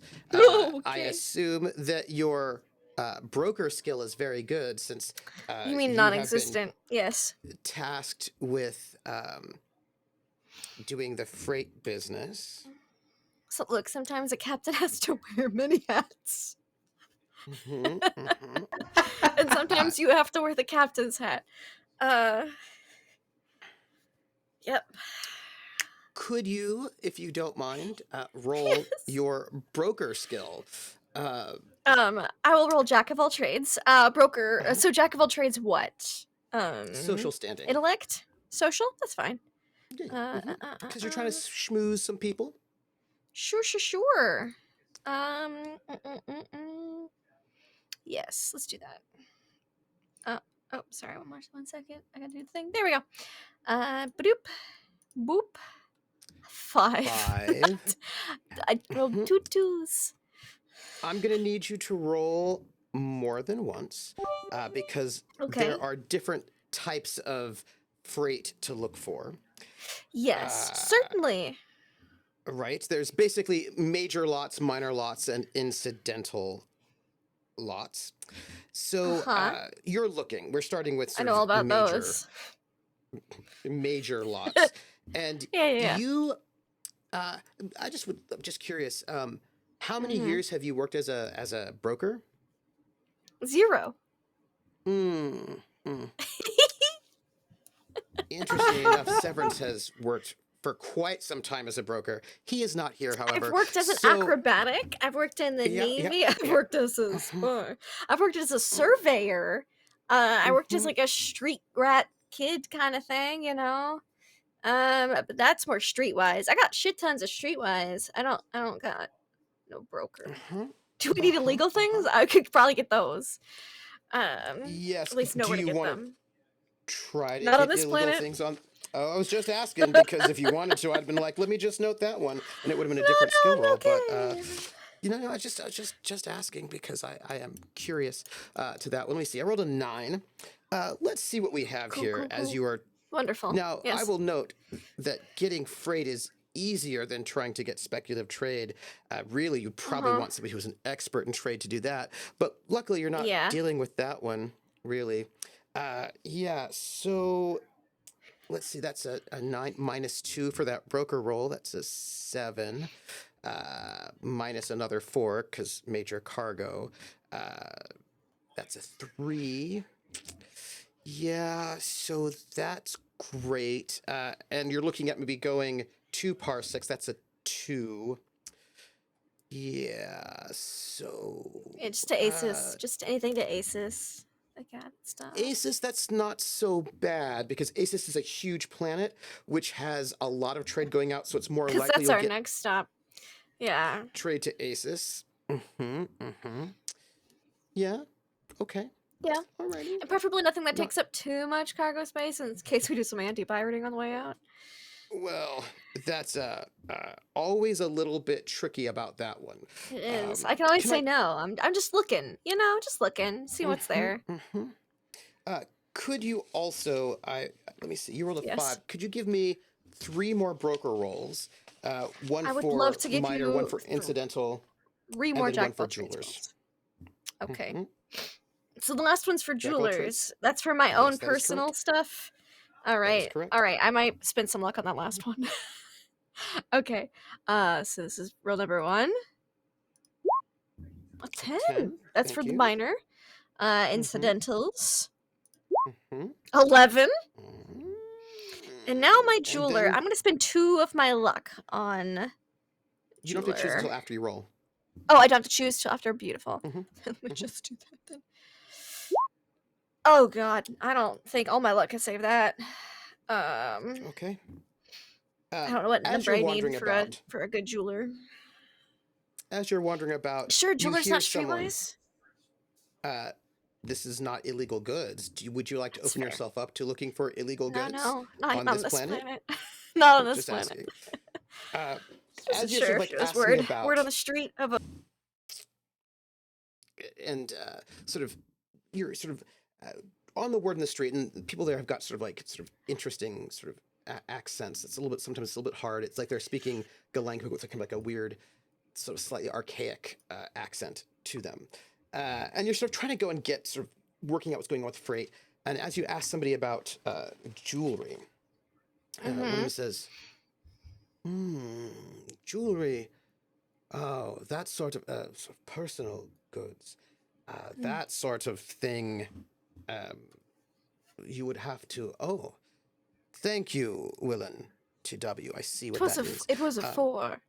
Because the yes, Harlock the is last one such a was a- good broker. Although I rolled shockingly well on that 10 and 11 for the other two. Yep.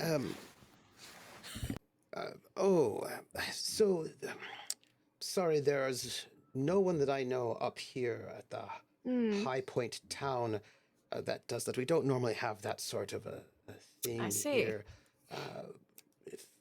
For precious stones, you'd have to go down to Dragonsdome. That's where Yes, they keep. yes. I bit see. more of a- Yes, I need something a jade or emerald, perhaps. Depending. Yes, I think that would have to be down in Dragonsdome. That's where you'll get the Right. craftspersons of our local. And the person who's speaking to you is wearing sort of like red sort of tabs. Oh, well, if not Dragonsdome, you'd have to get to Dragonsdome to go where that sort of work is done. I know see. a few people who have skills. Well, you'd have to go down to Dragonsdome and ask around there. There's a woman, Caspia is her name. You should be able to ask around for her at the bottom of the funicula, and you could be directed towards her. She herself is not a jeweler, but she tends to know many things. If you would have a better chance down there to find something that does, someone who does that sort of a thing. Oh, I also almost forgot, Trooper. Silk threads. I have samples. Oh. Do I need to make another roll for that? This is your jacket. This is like Proy's like, yes, that sort of a thing is would have to be down on the planet's I see. surface. That is sort of a bit of antique and specialized. All of that would have to be now. Silk threads would be most likely in Dragonsdome itself, whereas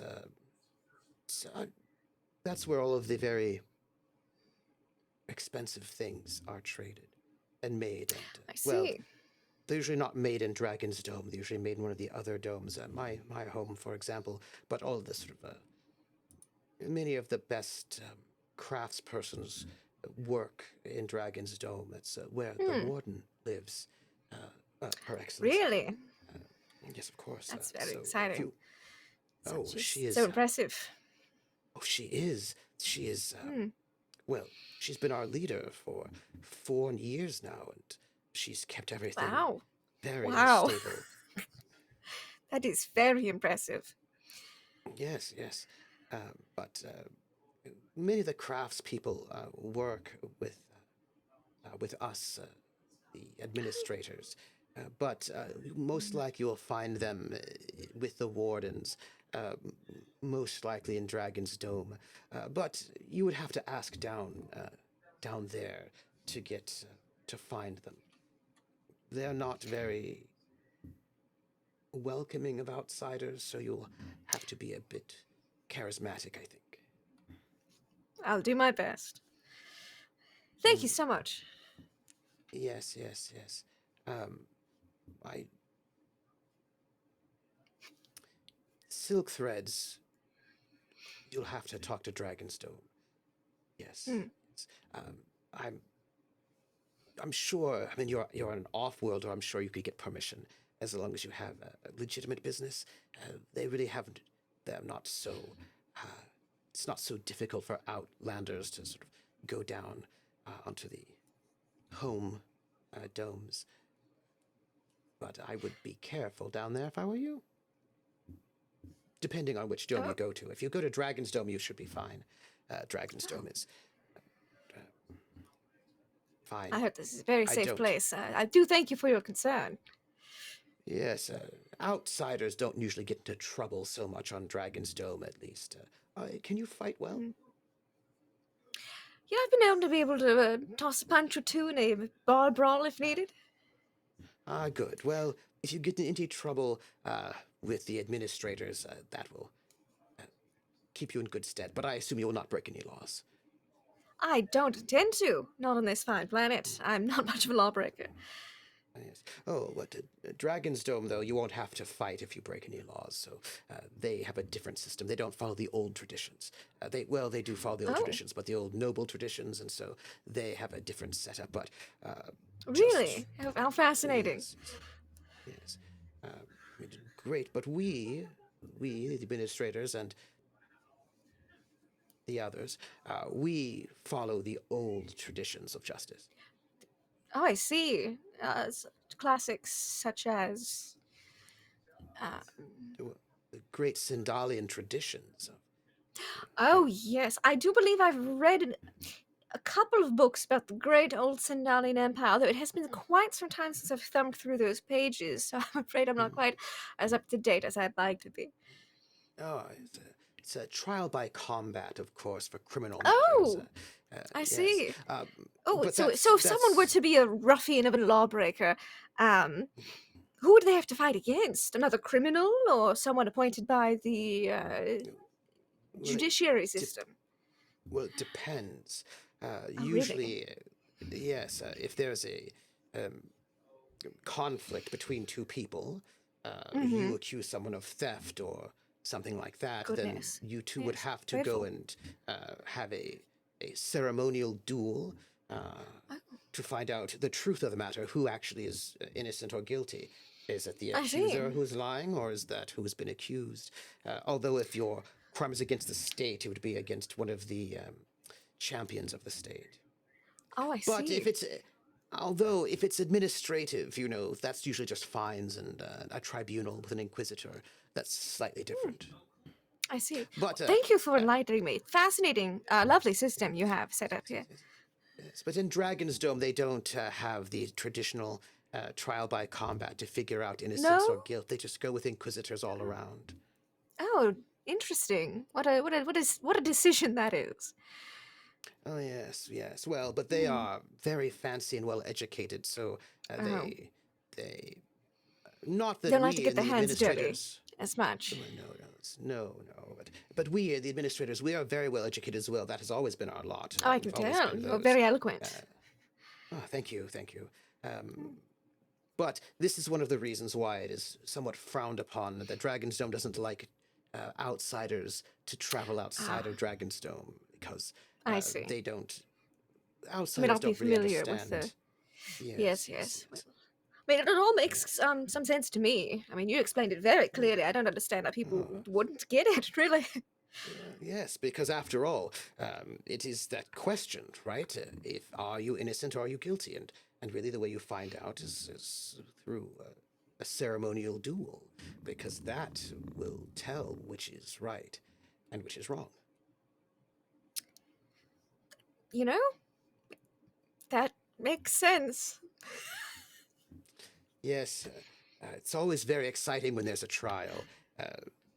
We don't get too many of them, but Dragonsdome. I imagine it really does keep cut down on crime, if people know there's going to be severe consequences such as that. Yes. I mean, we have one of the best civilizations, being the heirs. Well, we are the Sindalian Empire in memoriam, and we have a civilization with almost no crime, and usually crime happens from outsiders. And what a paradise! There's no reason to leave, ever. Well, if only to be a citizen of the great Sindalian Empire, I suppose I'll just have to make do with enjoying my visit here while it lasts. Yes, Caspia. And as long as you stay inside Dragonsdome, you probably will not cross any customs. Thank you for enlightening me. So good, so wonderful of you. I feel like I've learned so much in such a short amount of time. Your scholarly duties really do you well. Yes. And you need to have very good balance for the duels.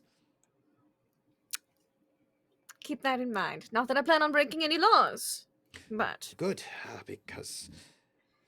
well, also one of the reasons why the Dragonsdome doesn't really have the traditional Sindalian duels so much is because if you're of noble heritage or of the warden class, you have slightly different legal constraints upon you. I see.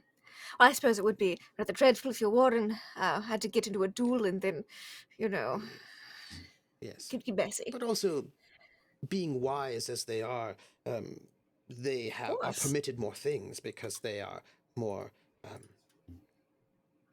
controlled. I see. It's like we say, prisoners can't just walk out of the prison, but prison guards can. It's a saying that we have. What a saying! To speak. It makes sense. Yes. You being from a completely different culture, I get it immediately. That's what's common sense.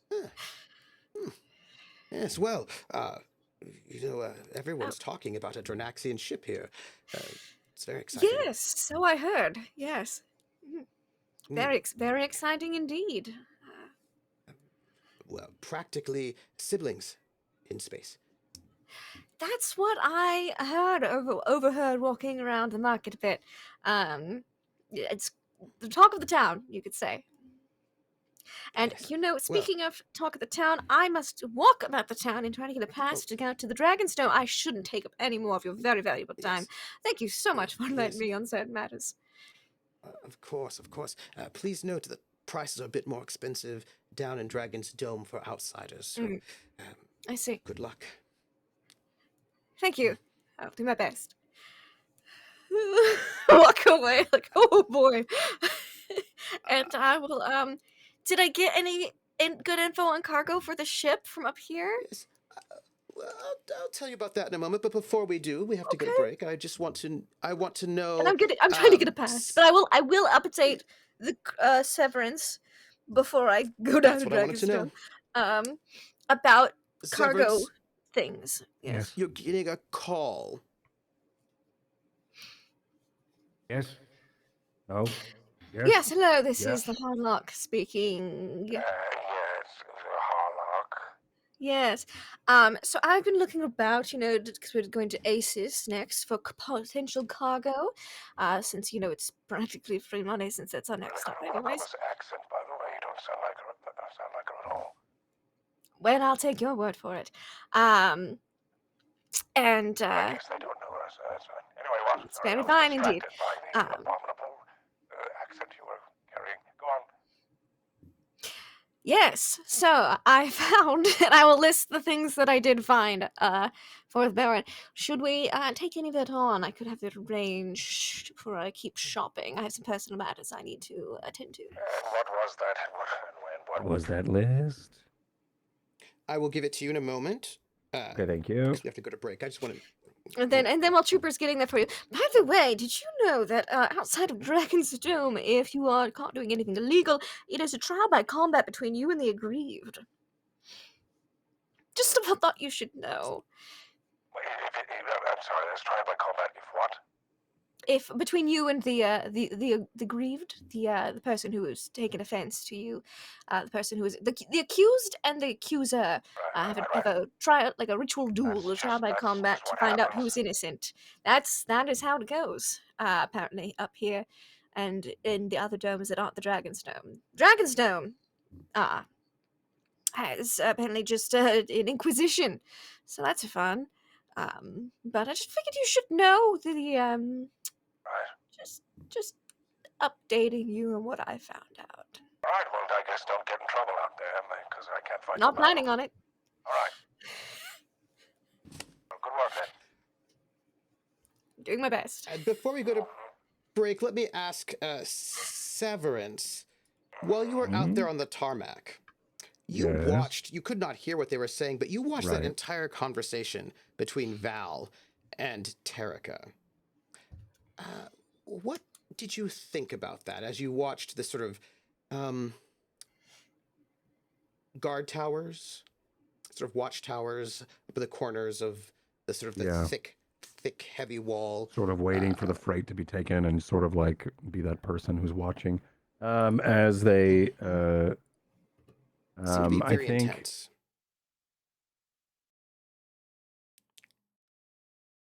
I guess I'll make note of it. I mean, I do know that they're like best friends, so I mean, like it's not uncommon for me to see them talking and having conversations alone. But without hearing any of it, it probably won't visually look any different to me. There are times I think that like Baron, may be a piece of shit, but also like he does respect privacy. To like if they're gonna have their conversation, and he's not gonna be like, "Hey, what's going on, guys?" He's not gonna eavesdrop, right? But I think he'll probably take note, but it's not uncommon. If it was like a intense conversation between Val and Quint, then that would probably be like, I don't see that often, and that would be probably to take note. But I don't know if this is an uncommon visual circumstance to see them talking. I mean, it is probably awkward that they specifically walked off of the ship, like an amount, like a certain distance away, and then had this conversation. So that's probably the only thing that would make me go, "What the hell?" But it was just a little intense. That's all. Yeah. I think he would probably just make note of it, as boring as that is. But I think that's probably what would be like the most truthful of it is just sort of take a mental note of the. I don't know if he would act on anything. I don't know if there is anything to act on. I just want you to know that you saw all of that. That was like a, and you also see Kareen come off the ship and go into the sort of the inside port, probably to see what there is to see. And Evan also goes off, probably to get supplies. You can see members of the crew going in to sort of do their business. The passengers that have been awoken sort of make their way out with their bags onto the bright, shiny planet of number 1. And there's just a lot of hustle and bustle. Could I get a intellect recon roll? You most certainly can. Thank you. Intellect, yes, you're so welcome. The intellect recon. Do I have that? skills. You do. Any modifiers at all? Nope. A 10. That is good enough. So, as you're watching, you're like sort of keeping an overview of everything that is happening. And as you watch, you see another ship come in and land with some people who there seems a little bit of agitation. It looks like their ship is a little bit damaged as they sort of come into land.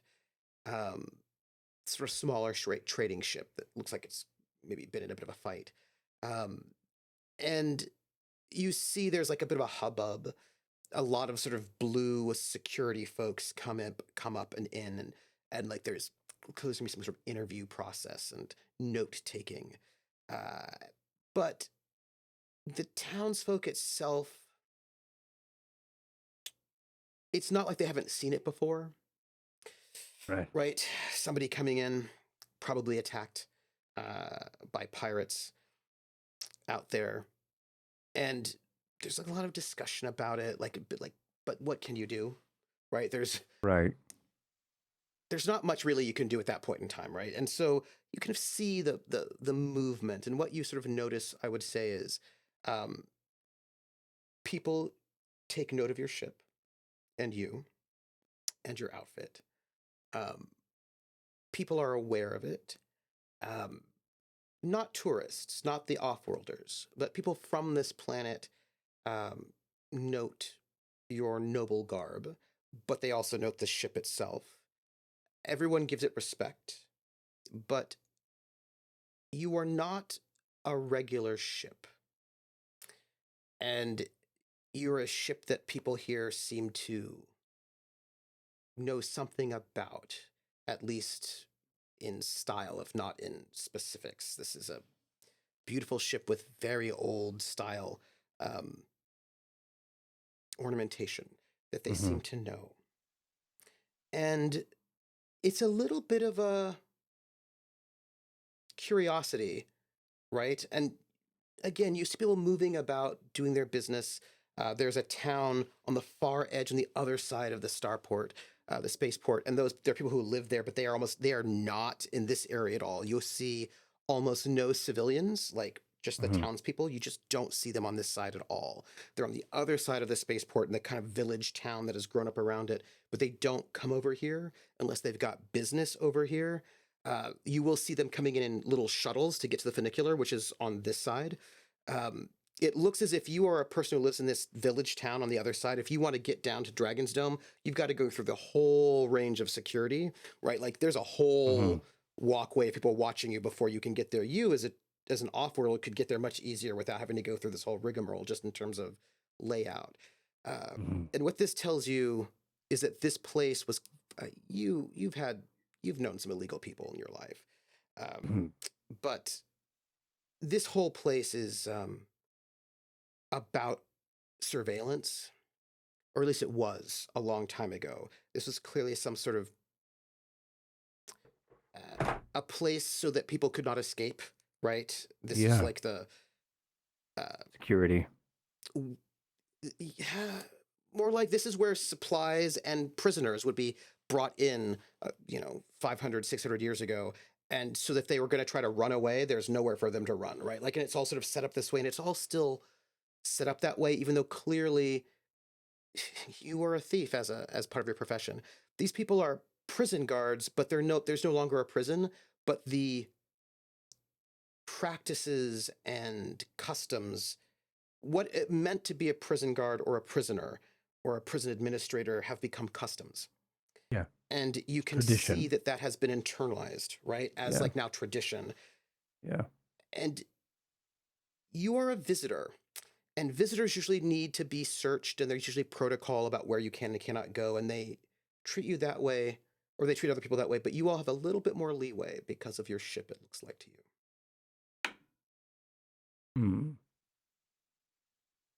That you're seen as... There's definitely more of a respect in our direction.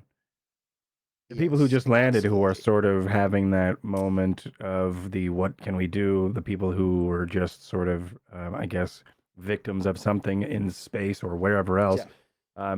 Yeah. they going through these rigorous inspections Yes. and yeah, Yes. Yeah. They were probably attacked by pirates, and right, the people here are like, okay, well, what is your paperwork? Who are you? What are you about? Why are you yeah, here? yeah. Like, it's Hi, we're it's not hurt, very, yeah, yes. and they're Like, like, could we get a doctor? sorry, They're like, yeah, yeah, paperwork first, right? And they've given you much less yeah. hassle than they're giving these other people who are victims of a space crime. Uh, yeah. Yeah. We're obviously more And privileged here, and that could be because yes. of the dress or because of the ship or because of the background. I have a theory that these people know Drinax, and that's cool. And if that's the case, if they do know Drinax, then we could swing that without having to pull any weird maneuver. We don't have to like try to do any sort of like we're privateers, haha, no, we're pirates, ha ha ha. We don't need to do that ruse here. Maybe we just go, hey, we're trying to be back in the anyway. That's all really juicy info. I wonder. Mm. I think I'm going to And with study that, this yeah. like scene. Like I think there was as interesting as Val Yep. and Terrica talking over by the landing gear and like 15 feet away from the landing gear, like specifically or however far away. That's interesting, but not as interesting as I think my attention is now on how this interaction is happening when it comes to the security, like that recon roll, Yeah. right? Is now like Yeah. my Yeah. focus is sort of my the pad that I had in my hand is now sort of hanging like lazily as I'm sort of focusing and watching and trying to tune in to what happened, and if I can read any more information, like who were those people that just took them, or is it the people that we left? But so it's just like I'm more interested in these new people, these new arrivals, and their interactions, and then also probably chewing over that info and how we're being treated. Yeah. You're going to be able to get a sense of, from watching, a sense of their protocol. There's Yeah. a lot of interrogation of victims to see if Yeah. they really are victims or what's up, right? Yeah. It's a little hostile. But they are sort of brought in. You can see there's like a couple of like and this is because you rolled that well. A corsair, a sort of an Mhm. armed military ship Mhm. takes off takes off to go up, but you know it's going to take Probably in the wake of about them showing up. yeah, like 36 hours from them to get anywhere, right? So Yeah, it's like to by the get time to they the get there, jump it's not point, going to right? Yeah, yeah, like that's they're why gonna they go said check it one because it out, was right? protocol. Yeah, Yeah. which once again is more But security and protocol and tradition. That's what we do. We have to send somebody. Well, we just have to, and it's like, well, you're not. Well, we have to. It's a part of protocol. Says who? Well, yeah, it's like just by the how time you it's get always been. there, Yeah. yeah. But you don't get a lot of traffic coming in. You know, that one ship comes in and another smaller ship comes in the time that you're sort of observing, but the whole place is mostly empty, very sort of windswept and quiet. Yeah. And where you are kept, not just you, but all of the visitors who come, is pretty remote. I mean, it's like a big, huge, massive series of landing pads, but all of the, like, you're not going to be having conversations with the people who live in the village unless you go to the village, and you don't get the sense that there's any reason for you to go to the village in their eyes. Yeah. Yeah. Okay. Yeah. But that'll be our break, everyone. We're going to go to break as our crew is going to ponder what to do with all of these things. And so, my friends, stretch, drink water, and we will be back in 10 minutes. And please enjoy this ad from one of our sponsors, Joshua Meehan, who has done the art for Ironsworn Starforged, which I use for a solo adventure that's set in this universe. And so enjoy, and thank you, Josh, for being one of our sponsors.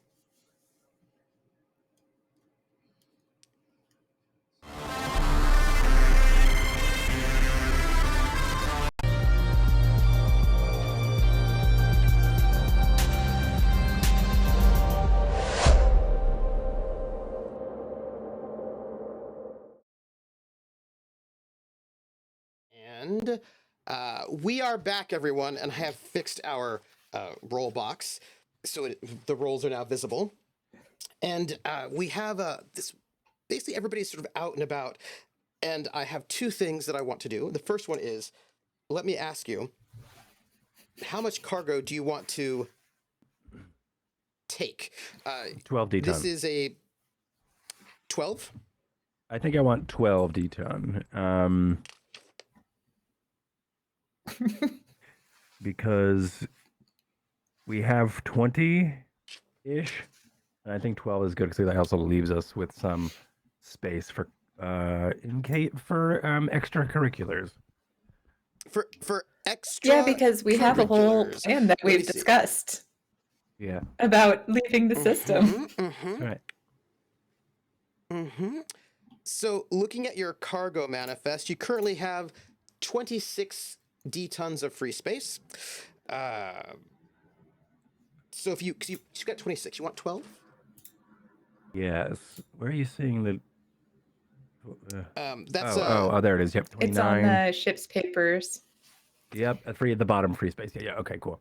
Yep. Yeah, let's. Yeah, your total cargo space is 29.7, but your free cargo space is 26.7. Yeah. And if you're looking for 12, there is a lot of 10 that is available, and there are a bunch of small lots, really, really tiny lots, anywhere ranging from between 1 and 6. So if you want 12, you can get that. You can get 13, 14. I will do lucky 13. Lucky 13. I'll do a 10. I'll do a 10, a big 10 one, and then maybe like I don't know. What do we? Is it just freight? Is there like? Yeah. It doesn't necessarily matter what it is, just freight. Yeah, I mean there are actual things, but it doesn't really matter because this is just bulk freight. You're not doing speculative trading.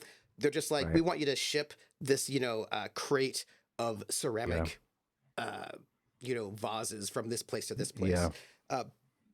Okay. But I will say that there's a lot of 10, and there's a lot of 1 and 1, or 2 and 1. You can get a lot of 3.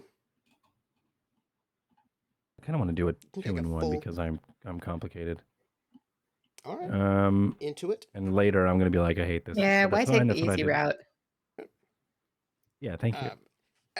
What I will say is that got your back, man. This place is kind of a messed up, out of the way place, but the trade is not bad, actually, right? At least in terms of like freight, it's not bad because this is a bottleneck. So there are clearly there's a lot of trade coming through this place. It's worth. I'm gonna want intellect-based broker for some analysis of the trade here. Okay. 10 tons, 2 tons, 1 ton. Okay. You want me a a broker?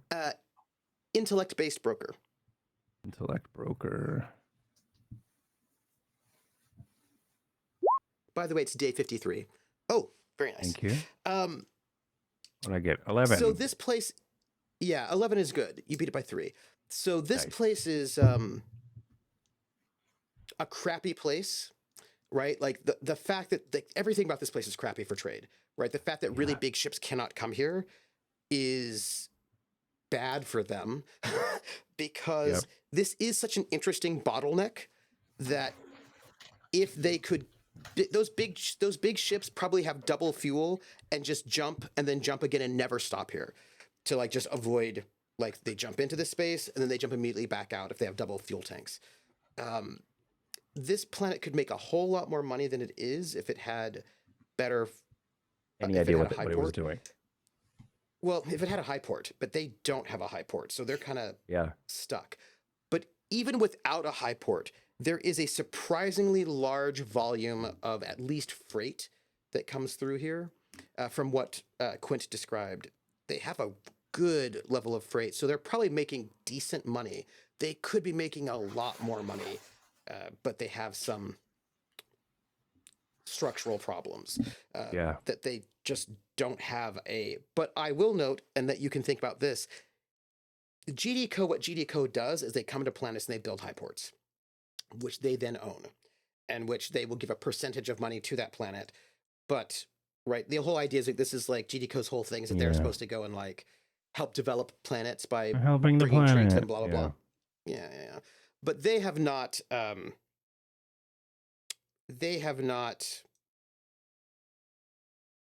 Clearly, they've said no to a GDCO high Good. port because they probably could have had one, right? But they don't have one. So there's like a lot of opportunity for trade here and piracy that they structurally are not able to take advantage of because they don't have a high port. But even then, even with that sort of structural problem of the jump masking and the no high port, they're still getting a really good volume of trade in. So there's a lot of opportunity. This planet could do better, but they're doing surprisingly well for all of their problems, which is because they're in this like really important strategic point. Yeah, it's also interesting because like they don't have a high port, and like we saw the Corsair fly off, and like that's a lot of fuel to go in and out of atmosphere. So it's like it's really inefficient. So if like they had a high port, it is. I wonder if there is an empire that would 100% sponsor them. It's a good question, isn't it? I wonder. Anyhow, when we left off last session, it was this moment, and somebody walks up to you and starts speaking to you in Old Sindalian. And at this moment, sort of like to be very clear, we have Terrica and Val on the tarmac, right? Within visual distance of this thing happening right here. We have Quint coming back out because you've got to go and give your info. So all of our PCs are converging on the same spot as this person walks up to the Baron in Old Sindalian and starts speaking to you. And this person is wearing if I remember correctly, a red tab, and is speaking to you in Old Sindalian, which you do not understand. Not at all.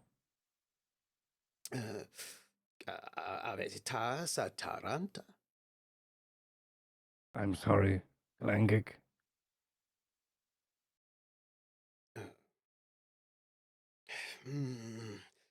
Person sort of looks around and is like,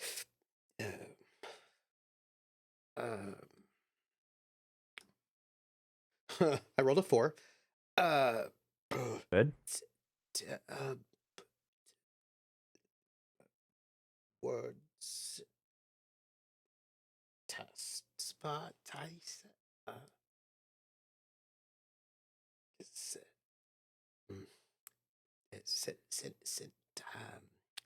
Sindalian?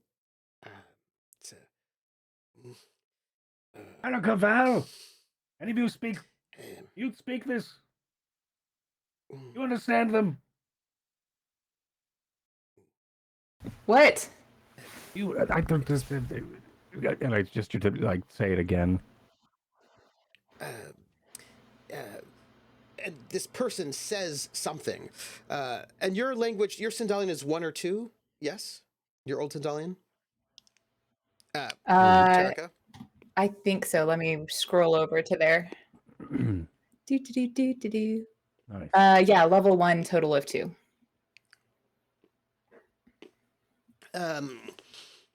Is speaking, saying, you didn't get to catch the first part. Now you're catching the second part, which is, but I thought surely you would speak the mother tongue based on your ship. What do you mean, Galangic? Don't you understand Sindalian?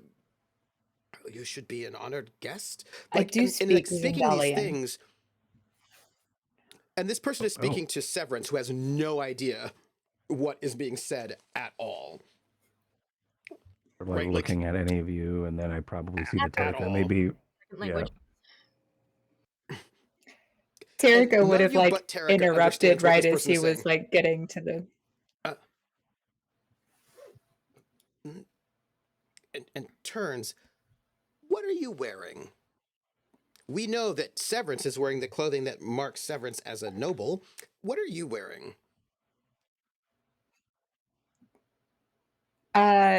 Apologies, I think my lag is pretty bad, and I'm going to see if I can fix that. But what Terrica is wearing is their typical flight jumpsuit. And it's got, it's just their like black, really worn flight jumpsuit. But they do have the brooch on. And that's pretty much And all that they're wearing. You said to this person. They interrupted at the end, and they just said, "I speak Zendalian," but they would have said it with all of the like correct formalities. Good. Yes, good. And turns to us. You are the Drinaxians who have What are they saying? arrived. Everyone's Terrica. speaking about it. Erica, what are they saying? He knows we're Drinaxian. Terrica turns back and in Old Zendalian says, "We are. Everyone is speaking about us. What makes them do that?" Oh, What are you saying? well, I'm you asking have him a why people are Drinaxian talking ship. about us. Oh, yeah, all right. We've not seen anyone from Drinax in a very long time. What is he saying? What news? Would you shut up? He's saying news from Drinax. Trying You're to figure it searching out. for news from Drinax?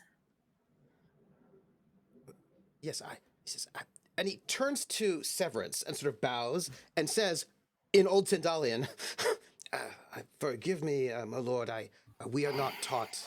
Very few of us are taught Galangic.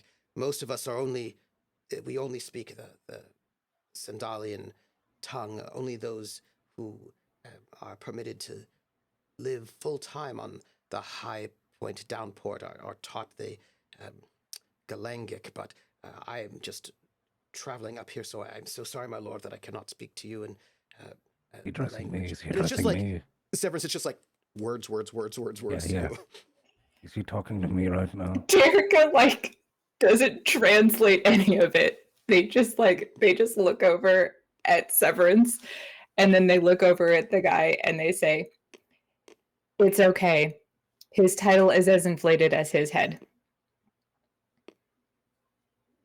And then I bow. He's, You did not cause oh, offense." and then he bows again. And you can tell he seems like he's worried that he offended the obvious noble right there. And then he turns to the Harlock. Your ship is beautiful in Old Zendalian. It's a pleasure to meet you, and sort of looks back He likes the ship, to Terrica. Ooh. And I'll do like and the he's delighted to meet you. Love me. What do you say about me?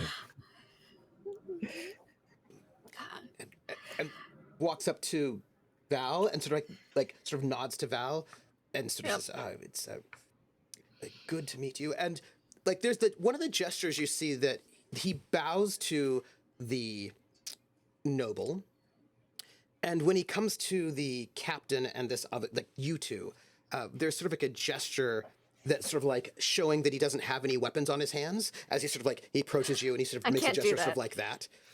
I'm always armed. Right, like, oh, right.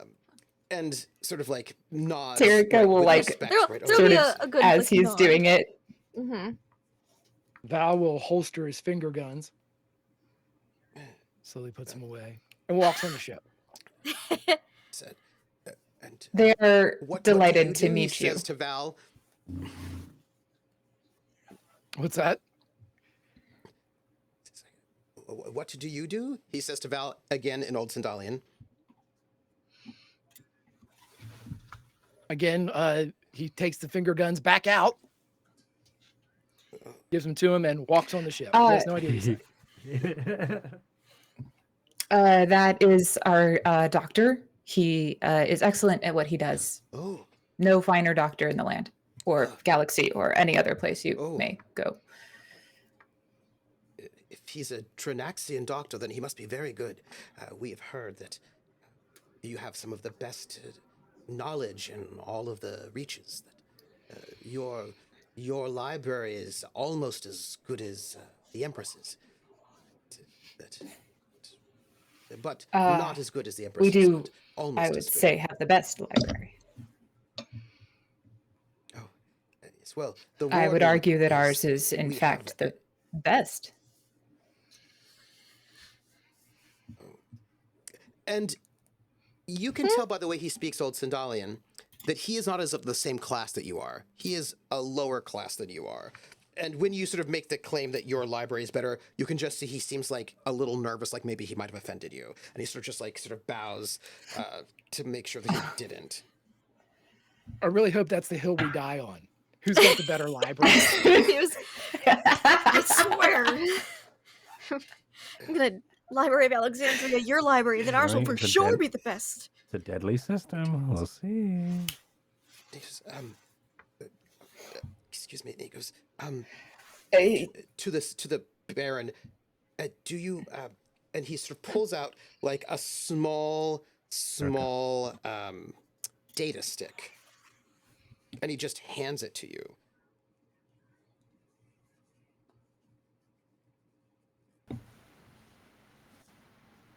Do you want me to translate that? Would He you handed you a data deliver stick. that? Thank you. I got that. He wants you to deliver it? Where? Where do you need that delivered? Why? To who? What? Off the planet?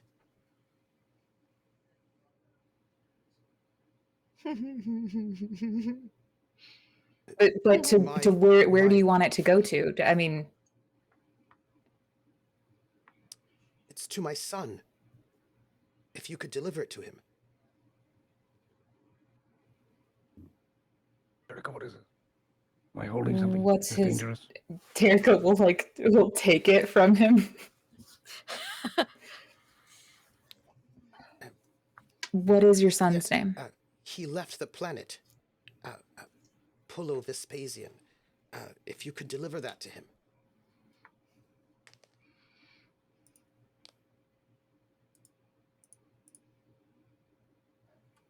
With the greatest regard, what does this contain?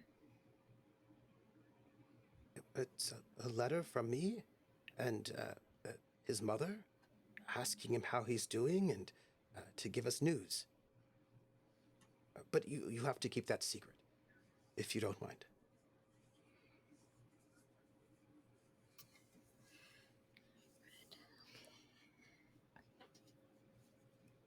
I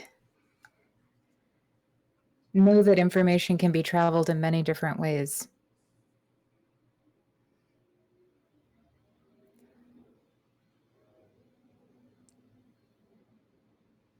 So you will I would deliver not it typically to my ask this, son? but it's been a long day and I haven't had many.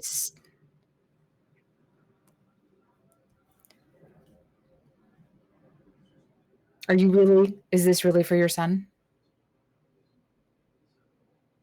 Yes. Can Terrica tell if he's lying? You can. We That also would be need to know where his son deception. is. That would be deception, intellect deception.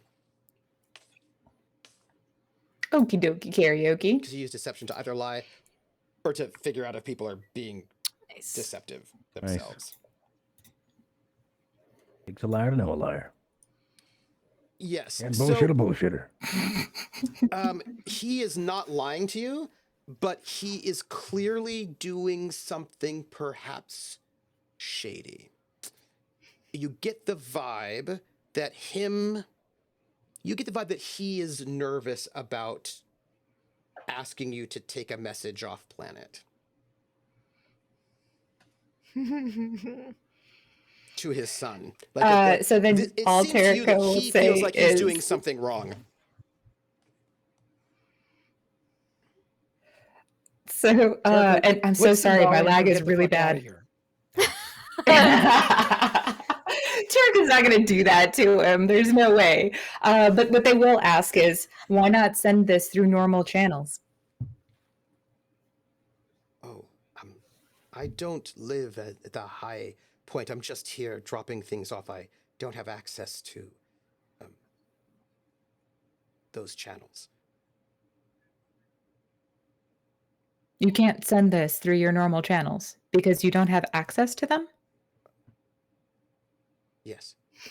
Only those who are honored to live here can do such a thing. And also, if you leave, you are shunned, so it's not really done to... it is a great dishonor to leave this place, and contact is normally traditionally broken from those who abandoned their homes, and he says this word that you could translate it as abandon or escape. One of the two. It's sort of like a slightly, the word is could go either way. Straddling the fence. I'm how it's sure pronounced. that's the same word Terrica used when they left their mother.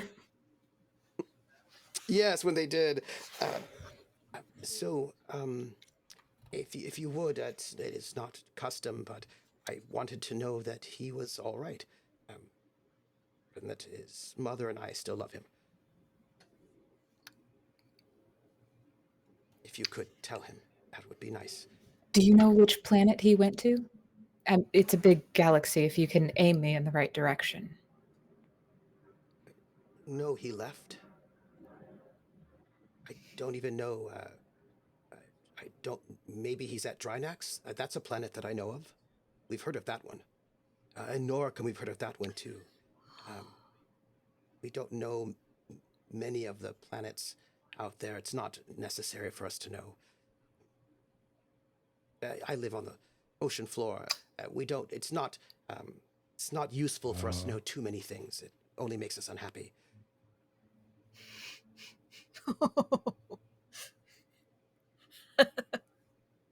Very brave of you to come up from the ocean floor. It's like real life.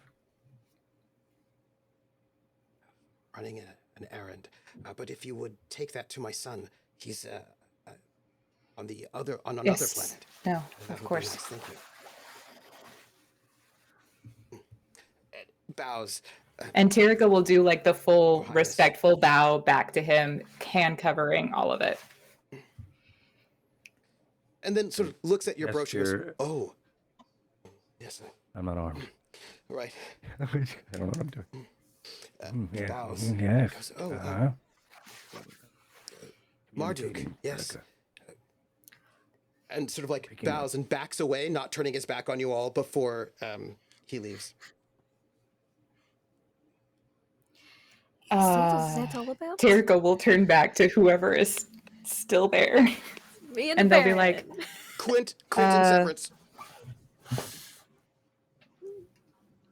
Letter delivery. What was letter delivery? Oh, someone off world? There must be some sort of there's a power Yeah, dynamic it's here the of some vibe I kind. get. He lives on the So- ocean floor. What I've learned in my very brief time here, there appears to be at least 3 classes. This is quiet, so that way there's no one overhearing, the natural accent. Mhm. There is the people who wear blue. They seem to be more security aligned. The red is administration. And the yellow is everyone else, I assume. There might also be a 4th one, nobility, but they're not up here at the high point down part that I can tell, or they might be red or blue. There's martial law and everywhere but not martial law. If you commit a crime, you and the aggrieved in a trial by combat to result in whose innocent is proved, everywhere but the Dragonsdome, there is just an inquisition. I say just, it's probably worse. And speaking of which, there I was approached by someone wearing yellow, who is said that, I'm pulling up my notes, his name was Opius Piso. I don't read, my notes are very terrible. He wants us to meet with his boss, his leader. He's an agent for the What was the speaker name? of one of the nations of this planet, Obius? Speaker Loank Betis, from the dome Falaka. Balaka. Falaka, I'm sorry. Wrong, wrong trooper. I even wrote it with the 3 A's, but my brain is like phallic every time. I can't help it. Falaka. I should write it with an F, and then that would help, even if it's with a PH. Anyways, they have a personal shuttle, so we don't have to go through the Dragondome. He said they would have a They have been waiting for a day like this for someone to arrive from Drinax, and they said they would have a small feast, a spread, a lovely dinner for us if we were so desired. It seemed they were very, very interested in meeting with Drinaxians, and they did not seem super thrilled with maybe just this could be my own inference, the current government, but everyone wearing yellow is charged a 30% tariff, so I'm going to assume that the class divide is designed to stay that way. Based on my very short amount of time here at the High Point Downport. Anything else? Oh yes, in the freight, I gave you the list, Severance. If you would review that, I could go get whatever Yes, it all is. right. Yeah, okay, very well. I'll look at this. Also, there is writing in, I'm guessing, whatever it was you were speaking everywhere. I don't understand it. What, me? What? No, Writing? that they were speaking, Terrica. Oh, Yes. Did It's kind of in it the look like this? background, And not Terrica the will foreground. Yes. Yes, it is. Terrica It will looks show very you much like something in that. Old Zendali. Yes. That is, it's not That's in the the foreground language up she was here. just speaking.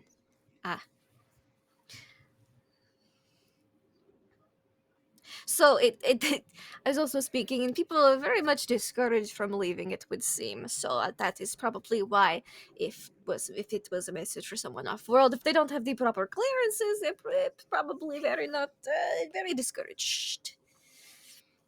Where is this banquet in our name being Yeah.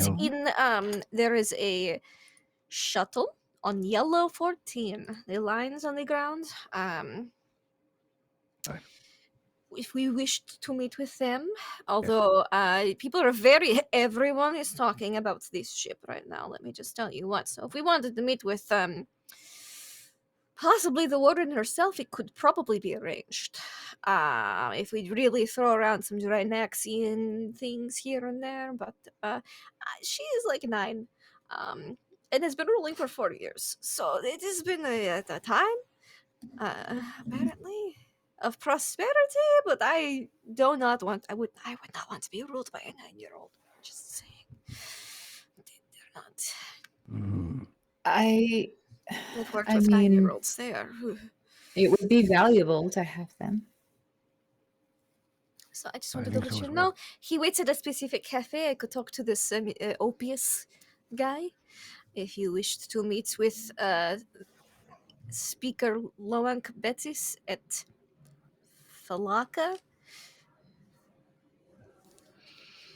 If that is something you desired, but I know everyone doesn't want to leave the ship and stay really low. So if you don't want to, I Oh, it's no, fine. I It's mean, just I that will. let you know. If they want to make a banquet in our name, I feel like we have to make an appearance. It's probably only best. That's where you draw the line. Okay. What? Just figured I would Sorry? inform you all Erica, of you say Nothing. something? Nothing. No. Right. I am fine. So. And also, does anyone want to go to Dragonsdome with me? I have some errands I need to run. We're We not don't have allowed them in up here. Dragonsdome, right? No tourism. It's mostly where the locals live, I assume.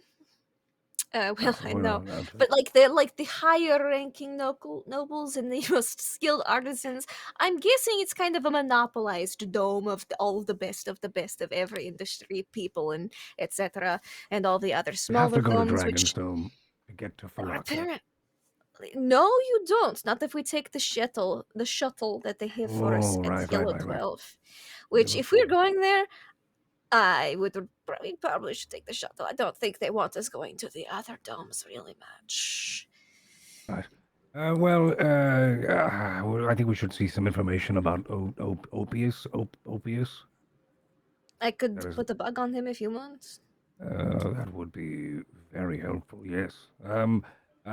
Could see also what I could do. What they have here or on the net for opius. Probably not though much. Would be a speaker. Oh, you probably might find more on the speaker, or Falica, the dome. Right. Falaka? What was this? The speaker's name was what? Loak Betis. Loank. How did you spell it? I spelled it in my notes as Loanc and Okay. then Bettis, but it could be spelled different. I did not ask him. Could you please spell that, sir? Well, that's how it's going in my notes now. Haha. Yes, he wants to That's speak canon. on the diplomatic measures and opportunities. The speaker. I found it very interesting that they said of one of the nations of this planet, since this planet is supposed to be unified. Just throwing that out there. Right. Guessing there might be some tension between Seems some of the odd. domes. Right. Well. Particularly if they're of different classes. I imagine yellows are very more unhappy with their lot in life than the reds and blues. I think we do just that. I think you hit it right on the head. Continue your whatever you are doing, and maybe put a bug on him. And I will also see what I can do when it comes to getting information on this speaker. Maybe. All right. I can bug him. He apparently goes to this same cafe every day, so I could go in, get a beverage, drop a bug on him, come What an back amateur. tomorrow, All right. and agree for say that I'm still speaking to my crew, but maybe we have some more news tomorrow, and pick the bug off of him then. Also, does sounds anyone good. need anything from Dragonsdome? I was planning on trying to go there today to get some business handled. I literally have no idea what they offer there, and I don't think Fancy stuff. It's more expensive. Terrica? No, I'm all right. But what kind of expensive? Oh, I don't know. I was going to try to get some silk thread to mend the cushions in the lounge and waiting areas. I assume since they are of the Sandalian import, they probably still have the colors that the Drinaxian thread count has. So I was going to get stuff to make the ship prettier. Is there anything else anyone needs? That's a wonderful. And it's coming out of your pocket, though, right? Well, it would be nice if the ship would at least cover half of it. Right. Well, it depends on how much of the ship you're covering with the silk. If you cover half of the ship with silk, then yes, we'll talk about it. But if not, then I'm sorry, it's up to you. I don't think we've got cushions and can sit. Have you seen those cushions? They are very ripped. Any passengers we It's take are going seasoned. to It's be. vintage, Quint. It's not vintage. It is That sad is- antique and needs to be made into restored antique if you want any high class, which means high money and high paying passengers. Have you seen how the people here look at us and the ship? I'm afraid if we touch anything of it, people are going to go, "Oh, it's updated," and they're not going to like it. No, they will go, "Oh, it is restored. Even how more glorious." You don't know anything about antiques. we absolutely must I take care do of know the anything about gambler. antiques. I think you don't know anything about antiques. You're trying to ruin the antique. You have to keep the maintenance or they lose their value. This is not been maintenance. Then where is the story going if you're going to This erase is it? Anyway, you're right. Thank you. Thank you, Terrica. I agree with whatever you're about to say wholeheartedly. I think that is a great What? idea. You put the. I am you put about the to say bug we on- should I'm sorry. What were you about to say? pay for everything that's going on the gambler because it is taking care of the gambler and we need to take care of the gambler. So I'm really glad that you agree with me. Thank you. Thank you so much, Severance. Words I never thought I'd say. Well played. Well played. Great. Of course, I know prices of silks and that kind of things. I will make sure you're not getting gouged as much as possible. It is, again, very antique. So I will run up numbers before purchasing anything. I'll come with you to help. I'll All help right. find the silks. We've got to have the right match. I did get some thread swatches. And I've got there's a little notebook, and there is very carefully with acid-free tape, very threads and where on the ship and which cushions and how much is needed for which repair amounts and that kind of thing. I messaged Trooper a lot. I was like, hey, I'm going through the ship and finding everything that I can fix. Fine. Well, Terrica would like take the book and start thumbing through it. I know that you are very excited about buying thread for the ship, but you just given me an entire list of freight that needs to be taken off-world. So, I'm sorry, but maybe the Yes, funds Terrica will and I be can probably handle the thread. If you want to handle the freight, I will relay any. Just pick the ones you want off the list, and I will go inform them to bring it to the ship.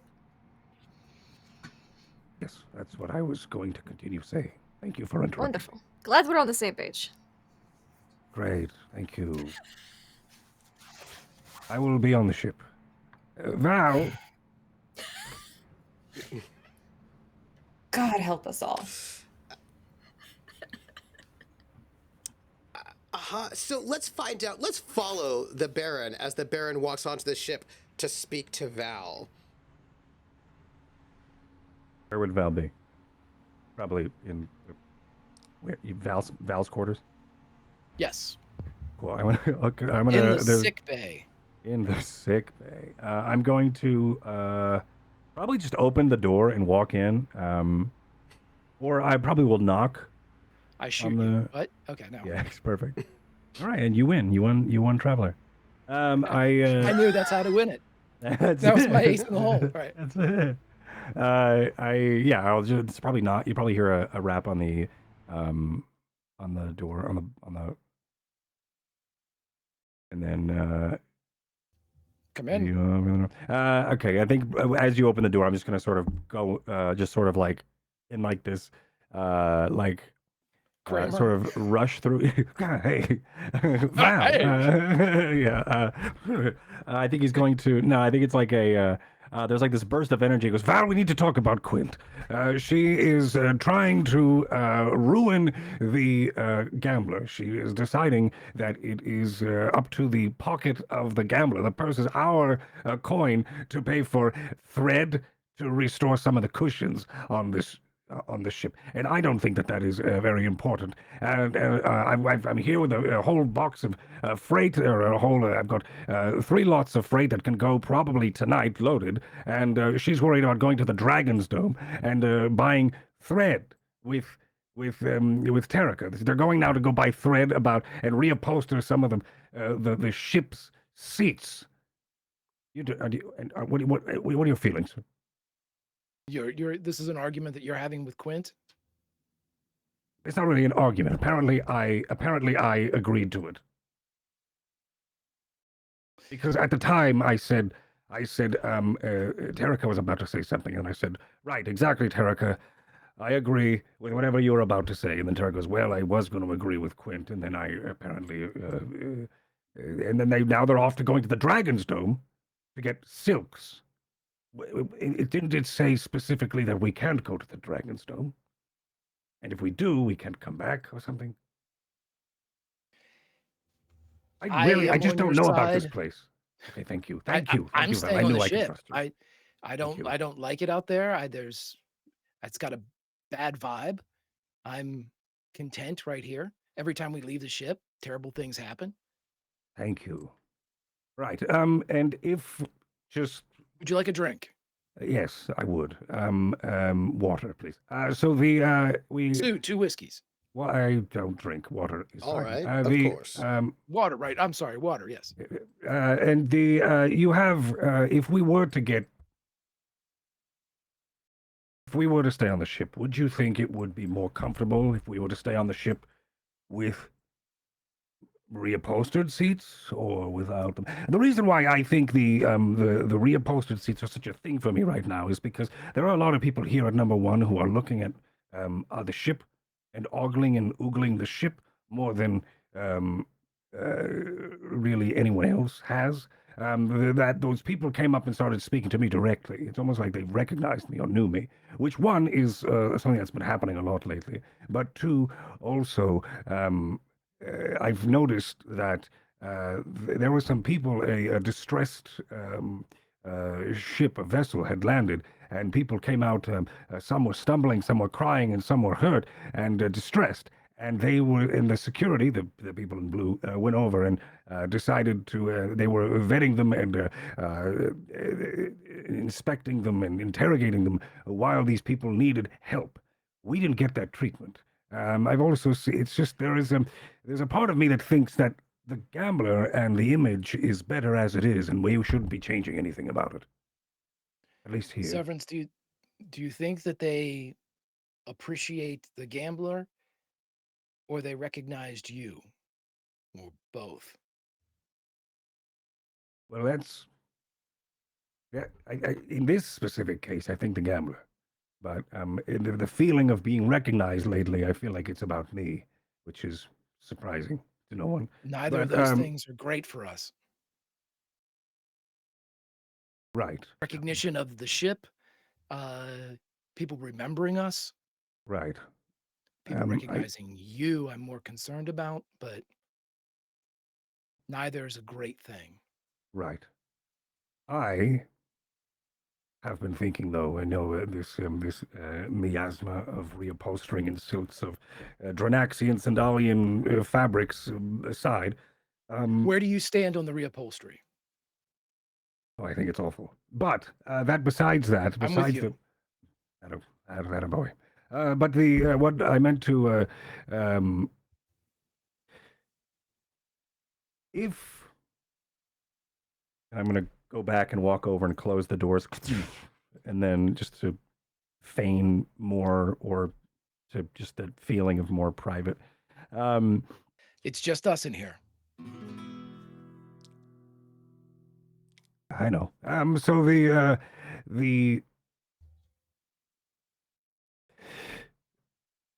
this settlement, the High Point Downport, wonderful name.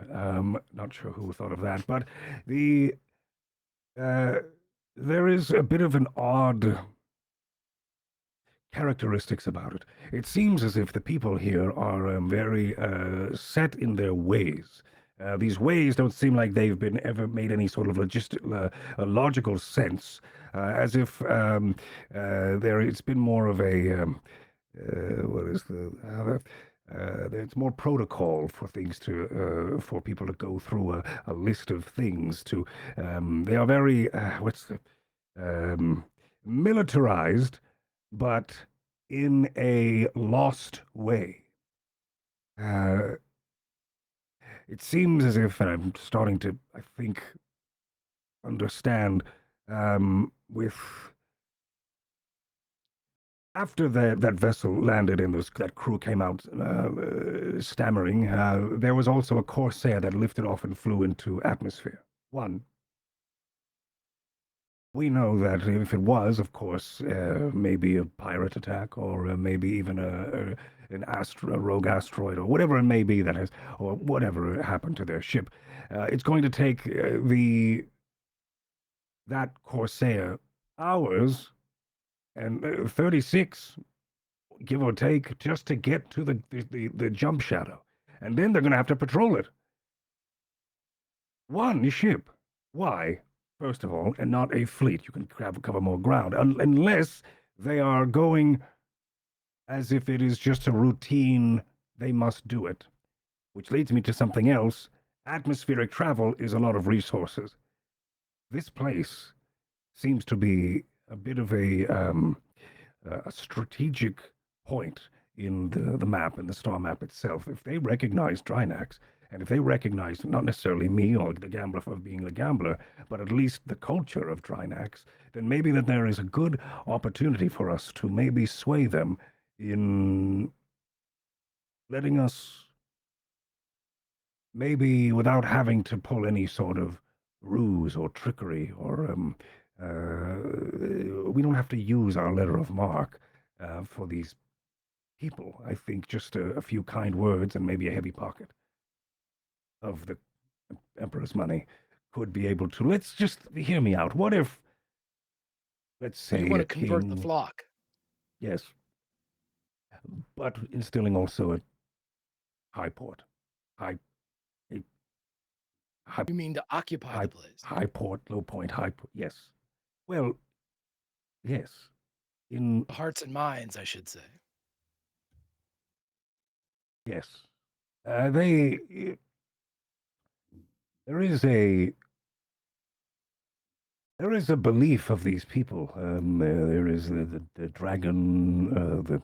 I spoke with some of them at the at the docking gates hours ago, and they mentioned the Dragon Empire and Zendalia, and even these people that we just met with outside. They speaking that Zendalian language, and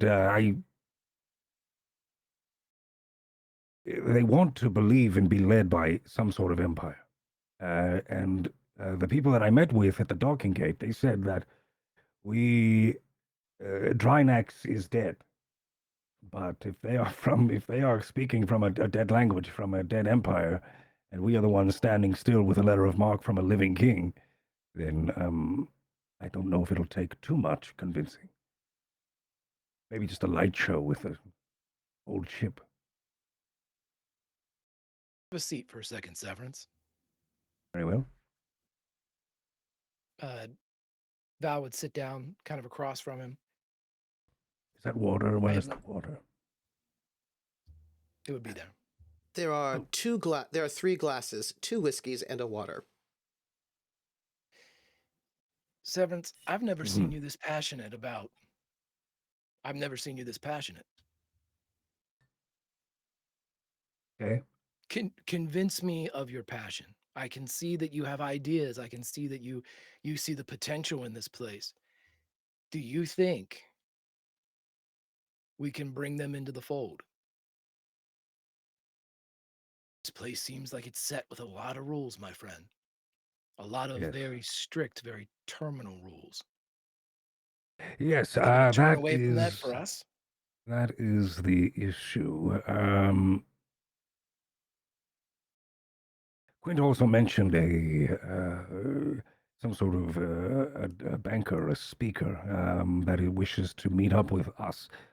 They've been waiting for someone of Drinaxian origin to arrive so they could have this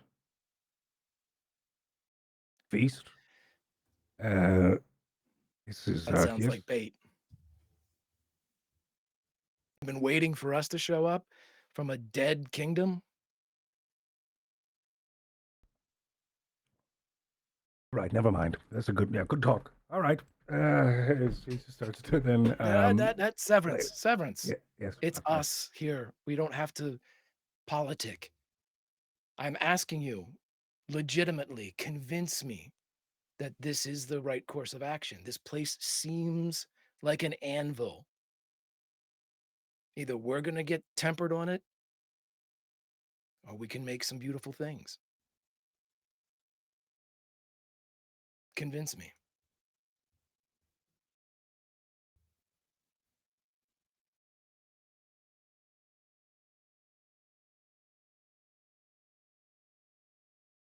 So I'm just thinking logistically how to change their ways makes this quite difficult. But like I mentioned, there is a set routine based off of either protocol, formulation, militaristic tradition, but things are in place where people, the denizens of this place, are going through the motions. It doesn't seem like there's any real leadership. Though, of course, there is this deadly warden that we don't really know of. So far, it's all talk. We haven't met her. And on our flying in,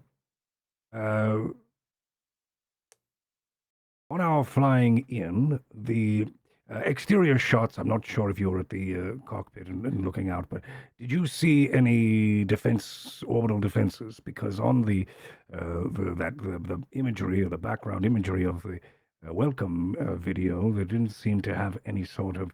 They were showing off a lot of their militaristic points and landmarks, like But the guns just seemed small. It didn't seem like they could reach into atmosphere. If there was any sort of bombardment from Atmo, I'm not sure if they would be able to defend themselves. It's almost like this place is meant to keep people in it rather than stop people from taking it over. Which I'm not saying we do. I'm just saying it's an option. That being said, I think before any sort of destruction is brought to these people, I think it's almost best we convince them. And my mind keeps going back to the freighters, the people who are shuttling in and off of this planet, and the freighters who are waiting in atmosphere for a lane to open so they could come land a smaller ship and get their freight traded. When we could also, not we as in you and I or us to make money, but Drinax could help fund a spaceport for this very thing. Trade in and out, almost, and I don't want to say like GDCO, but almost I see the maybe potential, a but lot that was like. where I was going to go. Yes, exactly. Where we could, of course, get money in and out. That would, of course, help their planet. And it would also help us. But we don't necessarily... The funds help us, but also I don't know if... We aren't supposed to make money for Drinax. We are supposed to win the hearts of people to believe in Drinax. And that's And it. also make money, because they need to help rebuild the empire. So, like, money also helps. So, Yes. Severance, Yes? these are grand plans, but there are multiple ways to accomplish them. How do you want to proceed? Is this is for the benefit of your community should you be attacked? Or do you want to provide them with what they seem to be needing? A leader. Because a leader is something that they can see. I'm sure they already have the fears of what could come from the stars. But if what's come from the stars has come down to their oceans and in their face offered them a better way of life, that's the first step. But Right. they already have a leader. And I don't think that person or whoever is pulling her strings is going to cede power that easily. No. Not for a myth.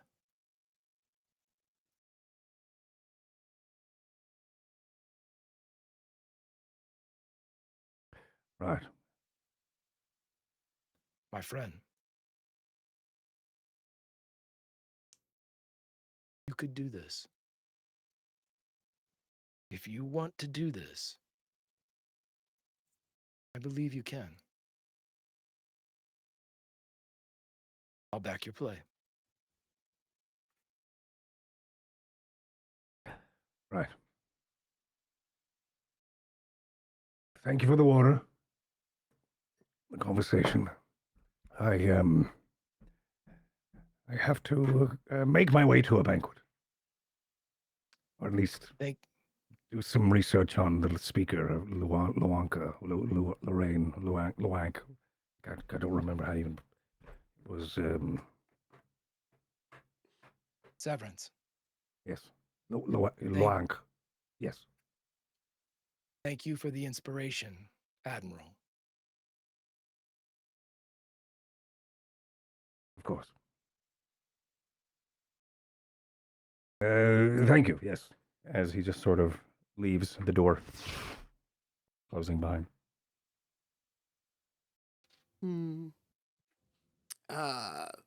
What are our other two gamblers up to?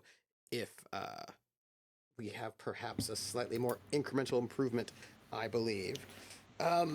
It's okay. You two, if I understand, are planning on trying to get a pass to go down to Dragonsdome. Dragonsdome. Yeah. Mm-hmm. Can I get an administration role from someone? Social standing will do. I have admin. Oh, Okay, social perfect, standing. because I don't. Would you like social admin? Yes, please. Okay. Shockingly, for some reason, I got admin in my background. I think it was for my time in the Navy. I think that's what it was. But anyways, It was. it's not. It was. It's not amazing, but I'll do my best. It's not a negative, at least. I'm rolling so bad tonight. How much luck do I need to spend to make that a success? 4. 4. Ooh, doesn't leave me with a lot of luck left, but I'll do it. I want to get down to Dragonsdome. I feel like it's important to go down to Dragonsdome now, because if we go to that yellow dome, we might not be able to go back to Dragonsdome later. So, yes, I'll spend 4 luck. There is a very small, thin man behind a desk, wearing a very smart, sort of like a suit, but with like blue epaulets and insignia. How may I help you? Yes, hello. Yes, we are here to get 2 passes to the Dragonsdome to acquire merchandise. I heard that there was some very good jewelers down there and some perhaps silk thread merchants. Need some textiles as well. Dragonsdome is not for tourism. No, shopping. As in, like, legitimate repair supplies for my ship. I see. And what exactly are you looking to get down there on Dragonsdome? We have many things up here. I already searched up here. A very good jeweler and antique or reproduction threads and textiles. We have some of the best antiques in charted space. This seems to be a good reason. All right, I'm going to need you to fill out this paperwork. And he hands over, like, Of course. 15 sheets of paper for both of you. Just like, it is a lot of paperwork. When you go down there, you are not to be carrying any weaponry. That is not allowed down in the domes. Excellent. Also, I need to make sure you're not bringing any contraband. Do you have any... may I do a scan of your computers? What? A scan of your personal computers. Quint has 2 computers, a dummy one, and like the real one that they hide on the ship. So Quint would be like, "Oh, certainly you can scan my computer. I don't have much on there. Paperwork, boring, drivel, the like." All right. This I was sort of person... sense of a serial, like a TV serial. sort There's of like 2 plugs episodes of in Crash and does a Jones downloaded on it. the person doesn't seem to be looking in any depth. They seem to be doing one particular search. They do one particular search. They say, Yeah. there's no old Sindalian on your computer. That's fine. May I do a search for yours? I'm sure that there's an old Zendalian on Terrica's computer. So they look over at Quint. We just And want to they're make sure like- you're not bringing any sort of contraband communications for those who do not need to have them. No, I would never. Let me just check. Terrica hands the papers back because in this moment they're remembering that on their person they still have the letter from that guy. I was And gonna then- say you should probably put it back. I forgot because I was very excited about the anti-upholstery conversation of Val, but Quint would have suggested you leave that on the ship before we go down to the dome. So Oh, that is okay. something Well, if Quint had suggested it, then they probably would have done It's that. going to be like, look, you Walked probably on don't that. want to bring the thumb drive down.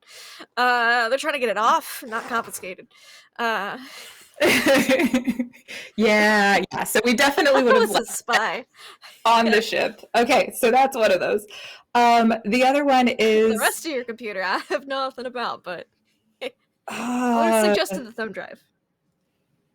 Yeah, Terrica, I don't think Terrica would let them scan the rest of their computer because, and this is something that the Do you have audience anything knows to based hide? on how, yeah, Yeah. yeah. So well, because they have all of the dirt on their mom that they Is it got an from the old Harlock at the Sandalian? beginning of season 1. Wouldn't it be? Wouldn't Is it? she have put that in Old Sandalian? I don't think the Harlock would have, right? Yeah. The Harlock doesn't speak Old Sandalian. No, but she helped me steal it because Terrico is the one who She ultimately lifted did. it, though. That is correct. That is correct. So you do have some dirt on your mom on your computer.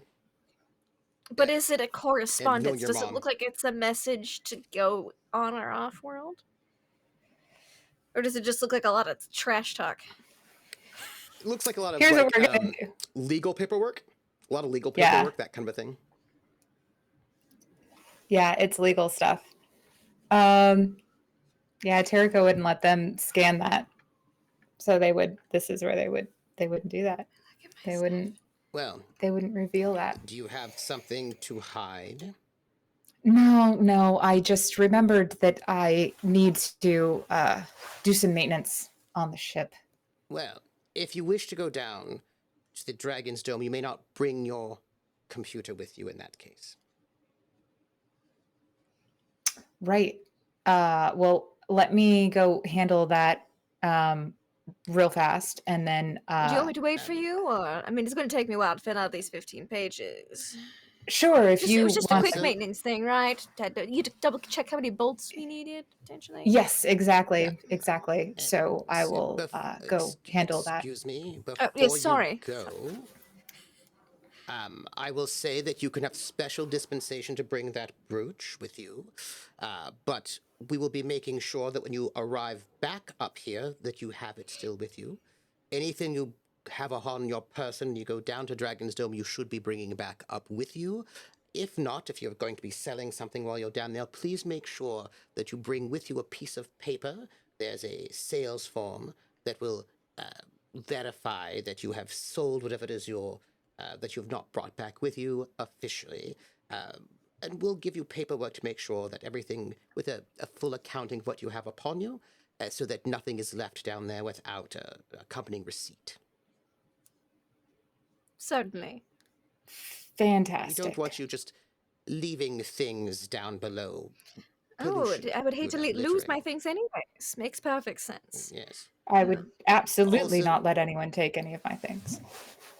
Good. We'll also be giving you a communications number. If anything goes missing upon your person, or you misplace something anyway, we can give you a security number to reach so that it is noted. We wouldn't want So anything kind. to happen to anything of yours. I'll be How very right back considerate after of I you. check those bolts. Yes. And Terrico ducks out. They And run I'll to the ship. slowly fill Also, out my paperwork. they would totally, because they had Kareem on their side, their rapier on their side the whole time. Which I went back and looked up what the name was, and I'm laughing at the fact that the rapier is the same name as Kareem. Anyway. Danger. Danger. Anyway, so they will run back. They will also leave Kareem on there because they're not going to try and take a weapon through. I'm not going to try to smuggle my super easily smuggleable pistol into the Dragonsdome. Because if it was trial by combat, that's one thing. But if it's going to be a whole Inquisition, nah, I'll just stick with my axe arm. Yeah. So I'll leave They the want a plastic and bone complete- pistol behind. I would have left that on a ship before even going into this place, period, because I wouldn't want to. That welcome package seemed awful strict. They would like a complete accounting of everything you have on you to make sure that you take it back with you on the way out. It is very clear. They also want to make sure that your clothing is appropriate. That nothing is going to be too off-worldy, but your clothing seems appropriate. Nothing too questionable. Boy, there are a lot of rules in this place. But it's just to make sure everyone is safe and there's no disruptions to society. You are welcome, and they give you like a pass, right? Mm-hmm. Little badges that allow you, to allow you to go to the Dragonsdome, and it says you're allowed to the Dragonsdome specifically. If you want to be in any other sort of dome, you'll have to go and check from down there, but you will have no need to go any dome unless something strange has happened. So, welcome to Dragonsdome. Thank you. No. Welcome to the 6 domes of number 1.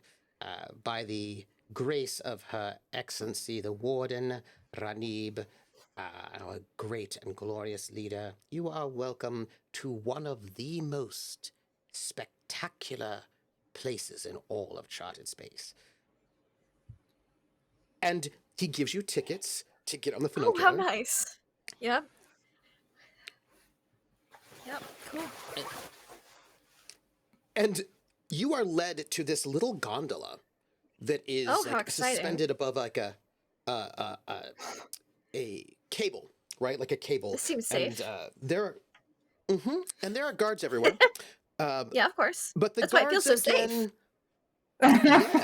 safe. yes. But the guards they just check your badges, right? It's a lot of like checking your badges, going from point to point. It's a little bit like trying to visit somebody in prison or a high security facility. Yep. Mm-hmm. Nice. Yes. It feels exactly like trying to visit somebody in prison or a high security facility. That's exactly what it feels like. Yep. Nice. Yes. If maybe I am sure you, Quint, have never known any people who've done illegal things, and so I'm sure you'll have to deal with that. Definitely nobody on this crew. Nobody here. Nobody on this crew. No spying. But it is a lot of, and again, it doesn't feel like you're not the problem. They just don't want you do anything sketchy. Do you know what I mean? And of course. There are people who are getting back on to get onto this funicular with you, and you see people the ship that comes up, this sort of zooms up and stops, and people are coming out, and that's all the security's over there to make sure that them coming out are not coming out with any contraband or extra people. Like you're kind of let through. It's a little bit irritating, but they're not too bad. Clearly coming out is a bit more of a rigmarole. Yeah. Fine. And as you get on this, yay. Yeah. And as you get on this funicular, it is sort of it's got beautiful wooden seats, but the funicular itself is very sort of high tech, really good sealant. And as you sit in there, you two, there are maybe you can see 2 or 3 people in there in this little gondola with you in very sort of nice, sort of maybe upper middle class sort of business suits, Nice. with blue, like with sort of very sort of like blue ornamentation. And there's like one person in red in there as well. And you hear, "Please, if you would, wear your seatbelts." Terrica I put on the seatbelt. I don't want to. Same. These seatbelts. It's the it's the is there like the click across the Is it a 5-point harness? Yes, it is. I love it. And Terrica does all the points. Oh yes. And the gondola sways a little bit as you can hear a few clicks. Just waiting for it to go. And I mean, last time Terrica took something down to a planet, it hasn't. Their track record ain't great so far. And in that 1 second, you can feel your stomach up in your mouth as the funicular drops. It just shuttles downward from the highest point on this entire planet down Quint to the loves lowest. It. This is amazing. And this is like it is almost free fall. Silks on steroids. Yeah. Yeah. If you've ever how is been Terrica? like I myself have never done that roller coaster that's just a big drop. It's like that. Yeah. No. Cool. Yeah, how is Terrica? I would never. Quint would love it. Terrica's gripping both of the seats because if they were driving, they would be totally fine with this moment. But they're not. So they're like holding on to both armrests for dear life right now. And as you go through, it is very fast. Not as fast as it could be. Just joy It could be on Quint's faster. face. Just And what you notice is that you go from this place and you immediately plunge into a sickly sort of gray, yellow, green, mustardy sort of soup of an atmosphere that is like hard to see through. It's like smog, right? As you go through. And you're zooming downwards, and you go further, faster, and then there is the sort of bump, and you get this sort of heavy jolt as you are then subsumed into darkness, and you are now underwater. Oh And shit, it oh is shit, oh all shit, oh shit, oh darkness shit, oh shit. as you just keep going down. And then you see it. Bright lights in the distance. And emerging out of the soup of darkness, you see in the distance this dome.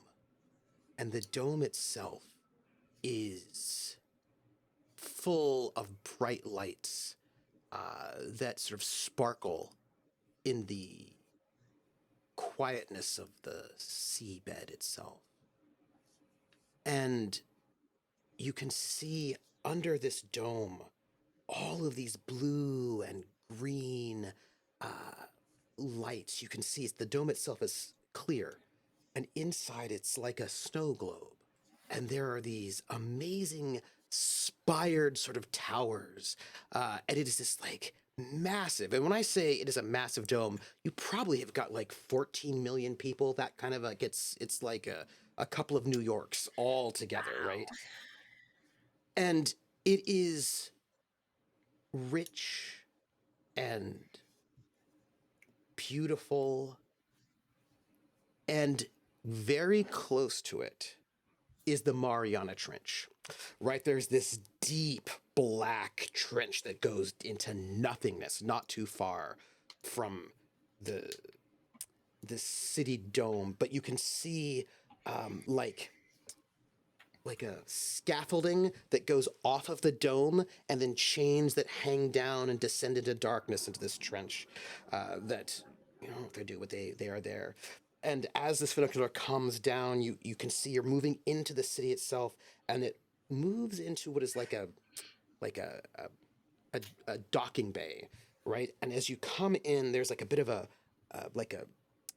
sort of like an airlock, but it's a water lock. And as you sort of come in and come into an end, a very nice end, you can hear all the water pump happening, and water starts getting pumped away from the this sort of space that you're in. And then you can hear a click as you're settled in, and a click as the doors unlock, and then hands open the doors, and there are guards, and they walk in and they smile, and they check your badges. They've got a little scanner, and one of them says, "Off-worlders, yes, welcome to Dragonsdome."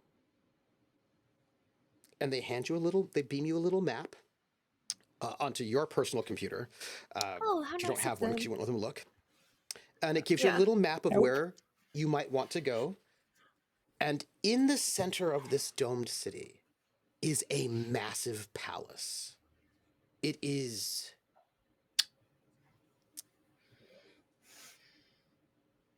circular with like open windows. It looks sort of like if you know your old prison theory, the idea of the what do you call it? It's not the ocularium, but basically that there's this the center is like imagine a guard tower, and in the center of this space there could be and it's all windows that are blackened out. Well, they're not, they're one-way mirrors, one-way windows. So anybody on the inside can see out, but anyone on the outside cannot see in. So at any moment, somebody from the inside could be watching you, but you don't know if they are or not.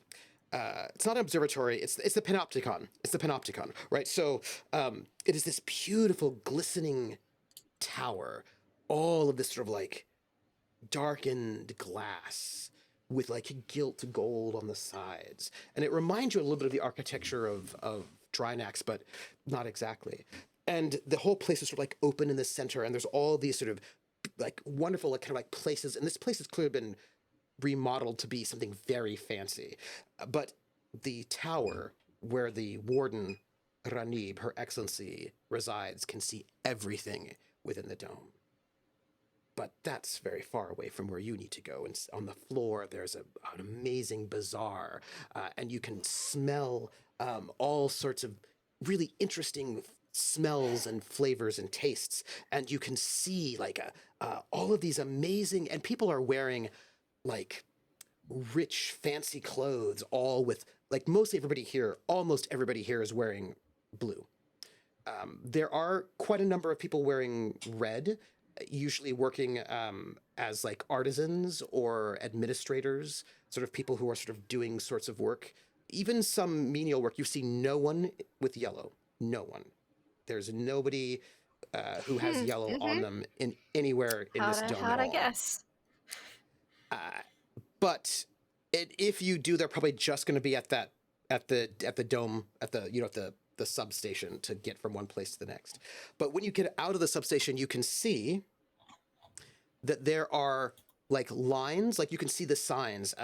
If you can read Old Sandalian, you will note that there are sort of timetables and schedules to take submersibles from this central dome to 6 other domes, including Falaka, but that one does not have as many trips. And each of the domes are color-coded. And there are 3 blue domes, there are 3 red domes, and there's 1 yellow dome.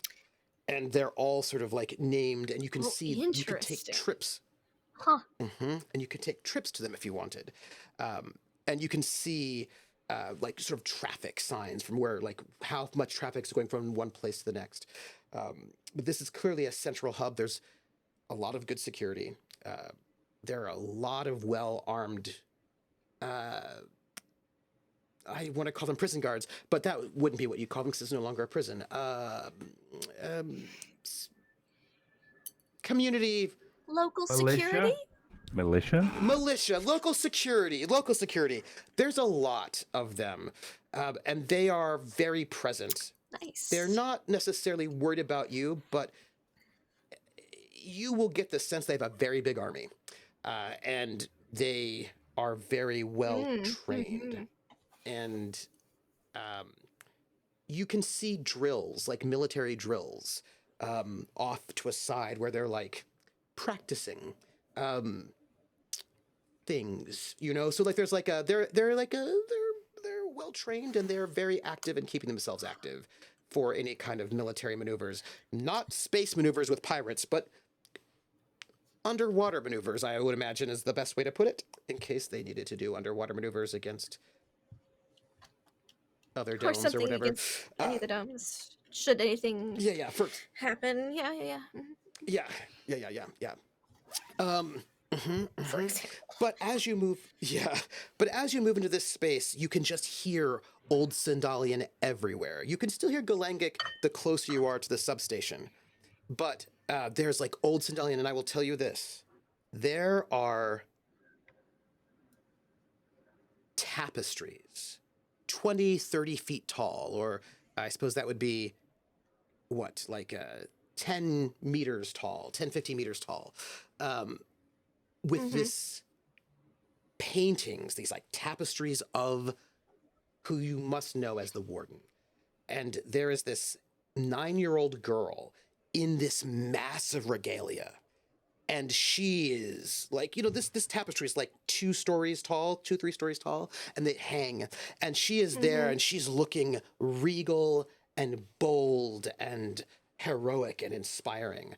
And she is watching from the tapestries and from everywhere. She's keeping everyone safe. And you notice a lot of people will have little like maybe like a locket or a pendant with her face on it. There are a lot of like images of her, and there are images of dragons everywhere.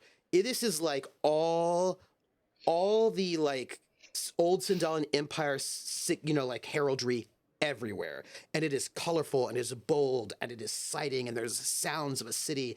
And this is, in terms of technology, it is not like a super high tech society in terms of like it's a bit more high tech than we are right now in 2023, but it is certainly not like massive spacefaring. Like they have spaceships, but they're not Sindal.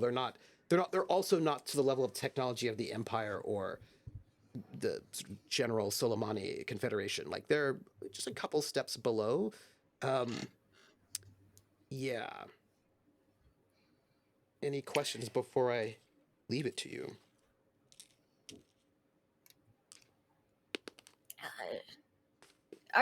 So it's the city. I have a question. Is the city divided into districts? Because we're given a little map. Is there like, like this is where you'd go to this. This is where you'd go for this. Because if so, we want to look for the antiques and jeweler districts. Because I know we were given a name. However, I now have someone who speaks Old Sandalian, so maybe we can find an even better deal. And rather than having to use a broker or a middleman who only speaks Galangic. Yep. Yep. This is all true. Looking at the map, there are parts of the map that are less highlighted than others, right? That are less highlighted than others. Let's put it that way. That this is clearly a map for off-worlders. Yeah. Military training grounds. Don't go there. Yeah, like that's the center Panopticon Tower is like right there in center, and from where you come in, there's like a lot of trade in that area. In like if you imagine the city as a clock, and you come in at 6, like quite a bit of like 6 from let's say 4 to 8 is mostly a lot of trade. And then you've got like another, like there's a lot of entertainment that's going up. And then you've got like huge areas for wealthy people. We don't need to go to 12 if we're at 6, is what you're saying. Like this is what I'm saying. 10, 11, 12, 1, yes, 2. yes, Yeah. yes. You would say, from looking at this, there's not a lot of industry here. Right, this is clearly not. They're not doing like factories are not here. There are no factories here at all. That's probably happening somewhere else. No, in a different dome. That's probably happening in the red domes. Yes, or the that would blue. be Or actually, correct. probably yellow. I was Wake thinking up yellow, and yeah. work in your factories, you yellows. Living, sleeping. If we had a broker here, they could have done some analysis. But you've got a lot of entertainment, a lot of wealthy people, a lot of restaurants, a lot of trade. Oh, nice. And yeah. there's gonna be schools here, like a university. There's like a lot of governmental buildings here, military buildings here. This is like this is the best place, is what this is. This is the best place. All of the finest things are here. It's certainly nice to see it. There are no poor people here. Oh, isn't that? No, not in this dome. Not in this dome, no. Clean. No. This is why It they is don't want you very to go to clean. the other domes. Why would you go to the other domes? Well, as it happens, dinner. Yes, But that's what they're beside saying. I think Terrica is just like looking around at everything, and when they see like the domes thing, they'll like read the different names off to Quint and that sort of thing. Can I get a roll? An old Sandalian roll. First. An old Zendalian roll? Nice. You may. Yes, please. Once I find it. This would be education. It is. 6. Ooh. Not great. Let's throw some luck at that. Let's throw. How much luck do I need to? Do I throw 3 luck at that? 10 luck at that? 3 luck would do it for you. Okay, let's do 3 luck. So there are a couple of things. One of which might distress you. I don't know if it will or not. I really can't say. Oh boy, it's been a distressing day already. This place reminds you a lot of the things that you were studying that your mom made you study. Yeah. Because your mom was like, yay, Drinax, but really, Sounds we're like a old great Sindal. time. Great time. So you can see a lot of the language, the script is very clearly like a fancy script. Like there's like, this is like high Old Sindalian in terms of the script. You can see there are like murals, like the art around here, like there are statues. The art is gorgeous. There are fountains. This place is artistically beautiful. It's not as gorgeous as the Floating Palace, right? But it's up Nothing there. is. Yeah. And you can see like these murals of great heroes of old Sindal. And there are, it's like,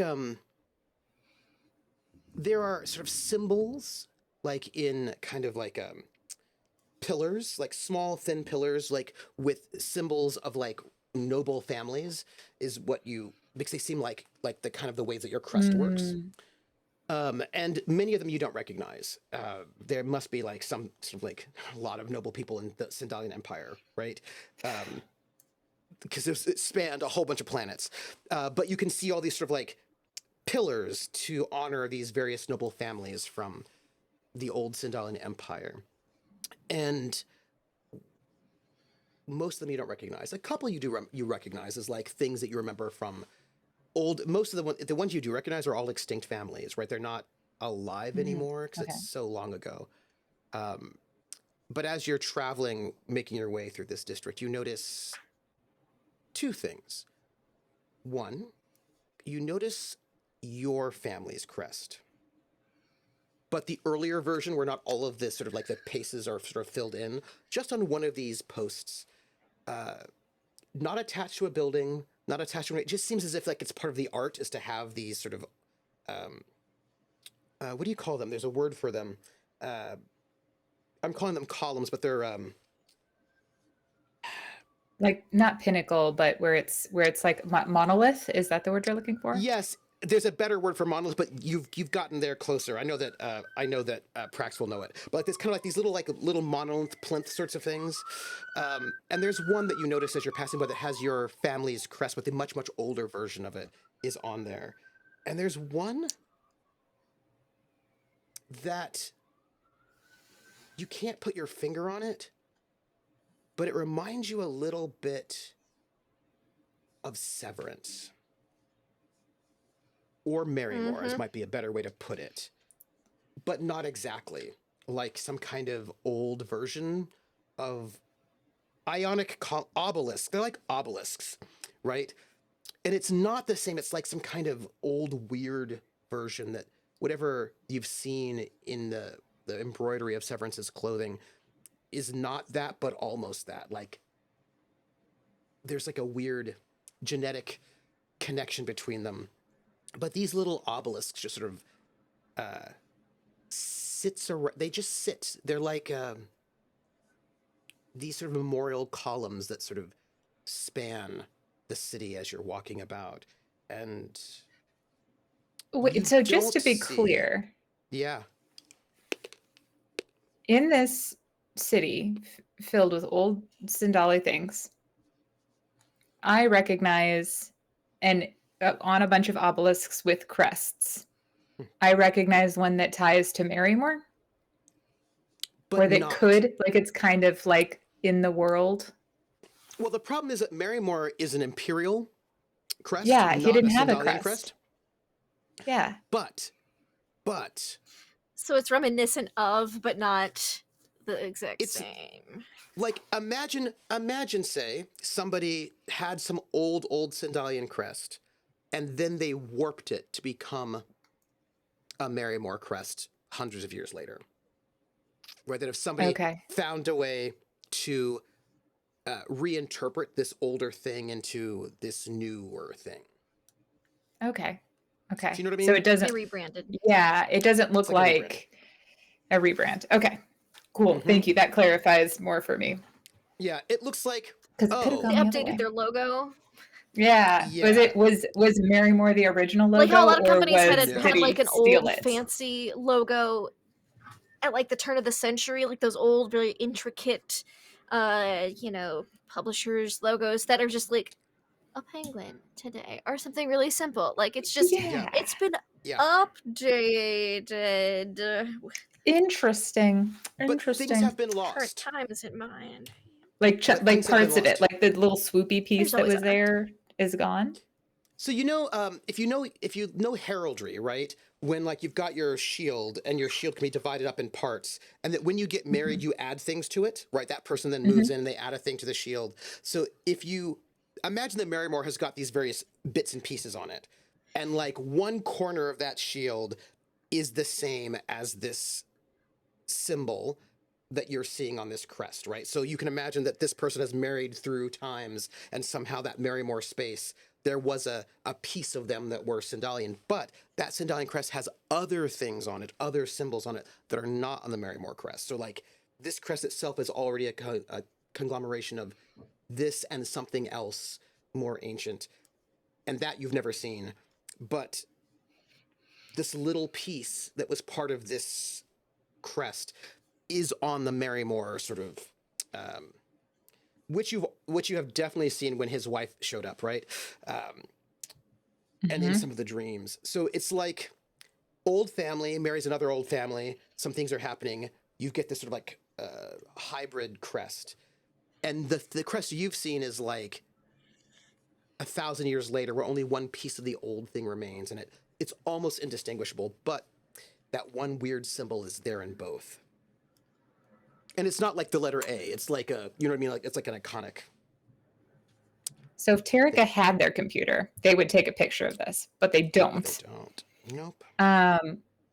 So instead, they're just going It's to okay. pause and stare at it for a second. And then they're going to keep walking. Everything all right? Yes, no, fine. Weird, all of these obelisks out here.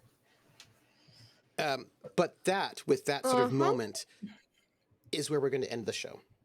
With you seeing these sort of obelisks with like honoring old Sindalian families. And this is where we're going to call it, as you are in the Dragonsdome, and Val and Severance are up in the Gambler pondering a banquet. My friends, why wouldn't you, also Chad, if you have a title, let me know. Why wouldn't you all, if you wouldn't mind, I'd like to do an outro for each of you.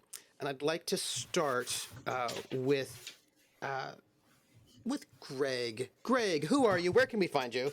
And if you could give some love to someone else here. And yeah. Hi, I'm Greg. I play Dr. Valentine Val Morrissey, and my love is for everyone all the time, all at once. But I will specifically give love to Ari and Cord today because I got a chance to RP with them, and I love doing that. That's awesome. And Lindy, I always RP with, and Trooper, I always RP with, but I love them both now. So my love is for everybody. Just an extra XO for Ari and Cord. And that's it. I'm out. Thank you. All right, that's fair. All right, then in which case, the person that he just does not love at all, myself and Lindy. So we'll just go to Lindy next, since we're just not special. Yeah. That's what I heard. I'm gonna rebrand from Laugh Love Lindy to Laugh Greg Doesn't Love Lindy. There you go. And everyone will know.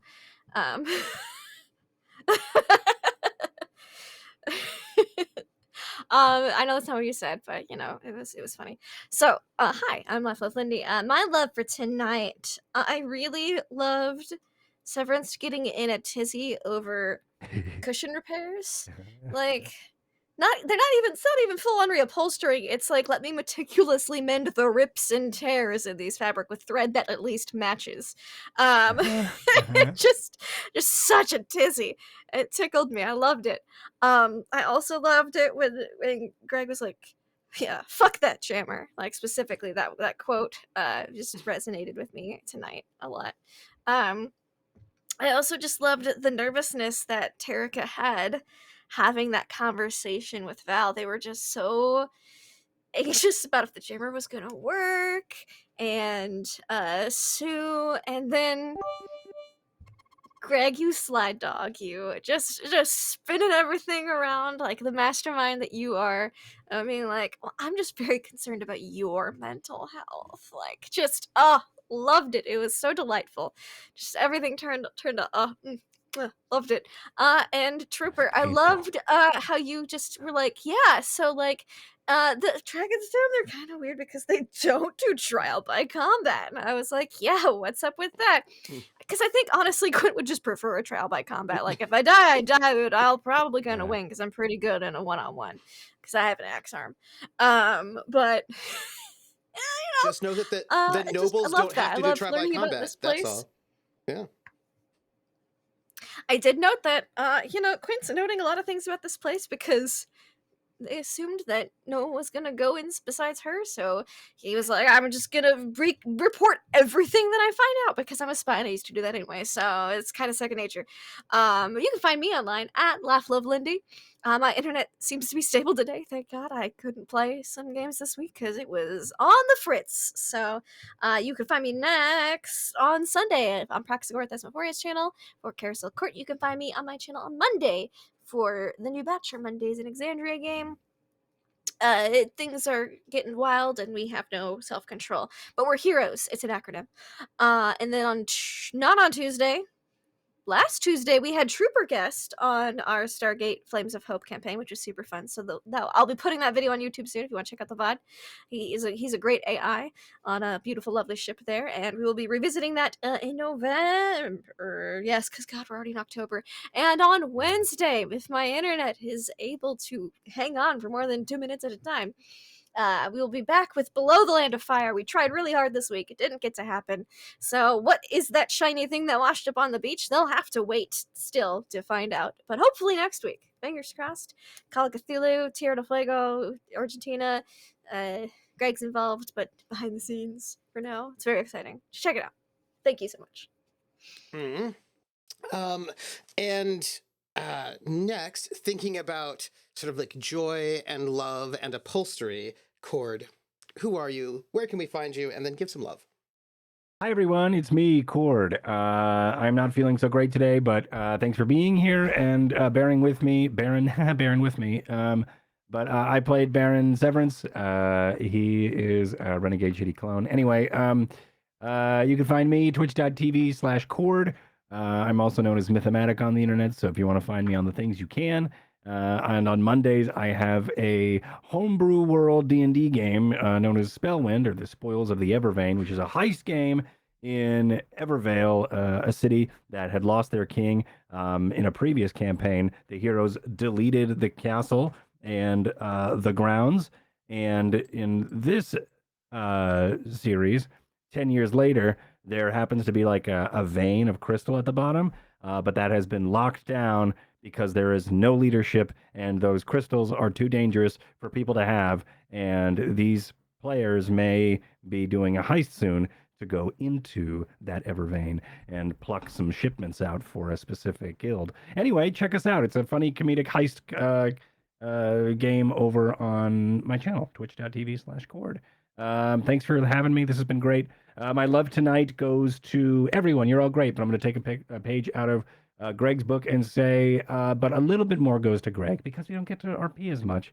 And this has been really great to just have that moment and have that one-on-one and to have that bro conversation, like that bro talk with good old Sevi and Val. So that was fun to have and to just be like, yo, dude, I got you. Just say it with your heart. And he's like, well, just do it. Yeah, man, do it. It was just awesome. So thanks for that. It was really cool. And I know what you were doing. You were inspiring. Severance by thanking him for inspiration, and that was a really cool way to pass it. And that was just awesome. So thank you so much for that beautiful little moment. And it really helped Severance in a lot of ways. So I'm very excited. I know that a lot of leadership is going to be needed to do what Severance wants to do, and that is still a skill that I have 4 more weeks of training before I could actually say I'm trained in it. So that's exciting. That's me. Thank you, You everyone. know, I mean, if y'all are like pretty mellow here, you might get the whole week for training, and then another week All right. heading We do off to have that AC week. setting. We have paid for that week, so. I mean, Yeah. if y'all get into shenanigans, that's a whole nother thing. But if you like just do a little bit of tourism and hang out, then Right. you know. But speaking I about can't tourism, imagine Hmm? this crew wouldn't get into any shenanigans. It's not us. no. But speaking of Has never been. shenanigans, the only old Sindalian speaker, because that's a dead language and no one speaks it anymore. It is no longer a living language, No one at all. theoretically. Good old Ari. Who are you? Where can we find you next? And also give some love. Hello, I'm Ari. You can find me online at Ari_Ventures or in person in Seattle, Washington, doing a live improv show called Stories Grimm, where we basically improvise fairy tales in the style of the original Grimm brothers. So Yes. you end up with a moral at the end of it that you get to decide. Last week, the rust in the factories was taking over bodies. So, all based on your suggestions. By all means, join us on Love Sundays. You can also find me here, obviously, Fridays. Oh, right, love. Okay, so a couple different ones.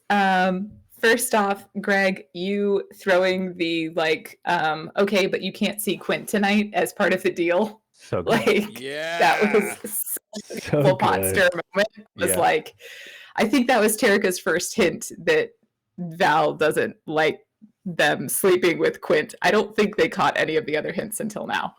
And I was like, oh, this is so beautiful. Anyway, and then Cord, when you were interrupting in the translation scene, I was like, this is, and thank you so much for the sheer number of times that Terrica gives you absolute shit for literally breathing near them. You are a gem of a human being, and I really appreciate you. And then, Lindy, the way that you switch accents, I swear at some point I will stop being impressed by that. But it's so awesome. Very good. It's this beautiful skill that I'm impressed by every time I see it happen. And there was a couple times of it during this episode. And Trooper, the way that you build these worlds and specifically pause and stir the pot before the episode even gets started. It's just, that is the hand of a masterful GM, and I am delighted to be able to be playing it as a part of any of your games. And of course, chat. Where would I be without all of you guys doing all of these amazing, awesome things? So thank you. Thank you all. That's it. Oh, Trooper, I want to jump in real quick. Can I jump in real quick for a please. second? Yes. I wanted to share absolutely. real quick. I wanted to share with chat. If anybody's playing Baldur's Gate 3, okay, and you're playing the Dark Urge, I'm not going to get too far into that because it's really fun. If you're playing all that, I want you to pay particular attention to the journal entries that are given.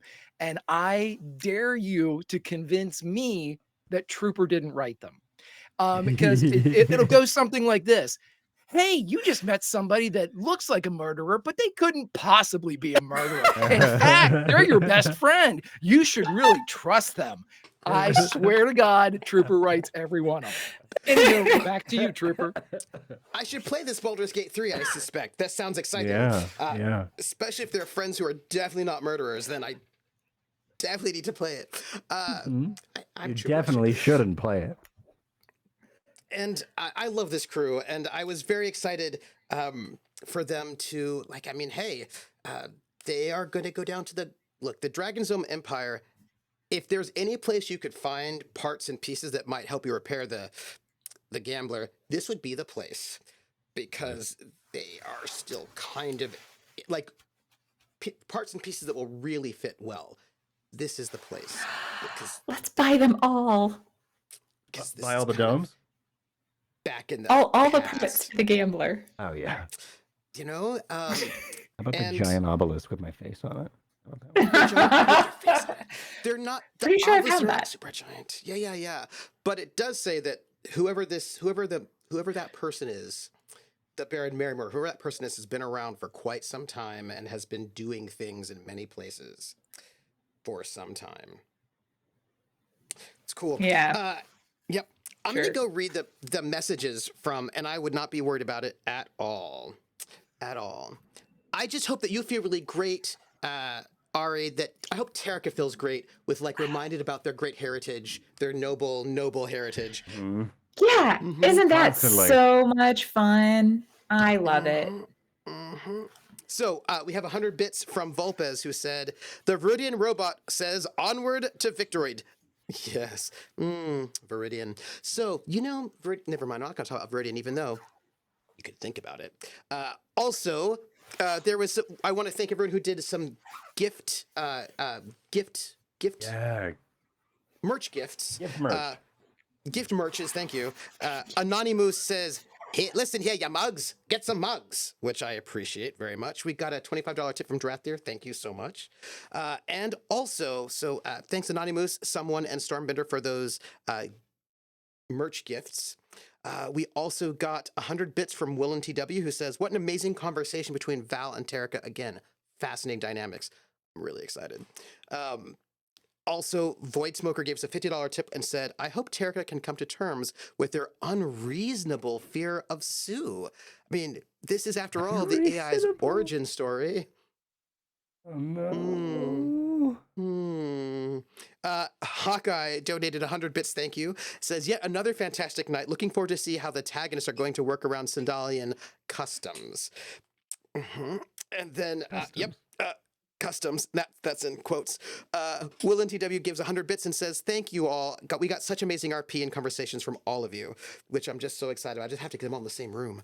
And then Josh Meehan, who's done the amazing art and is one of our sponsors, as is Will NTW, donated 100 bits and says, every time we get to descend further into the depths of these characters is a gift.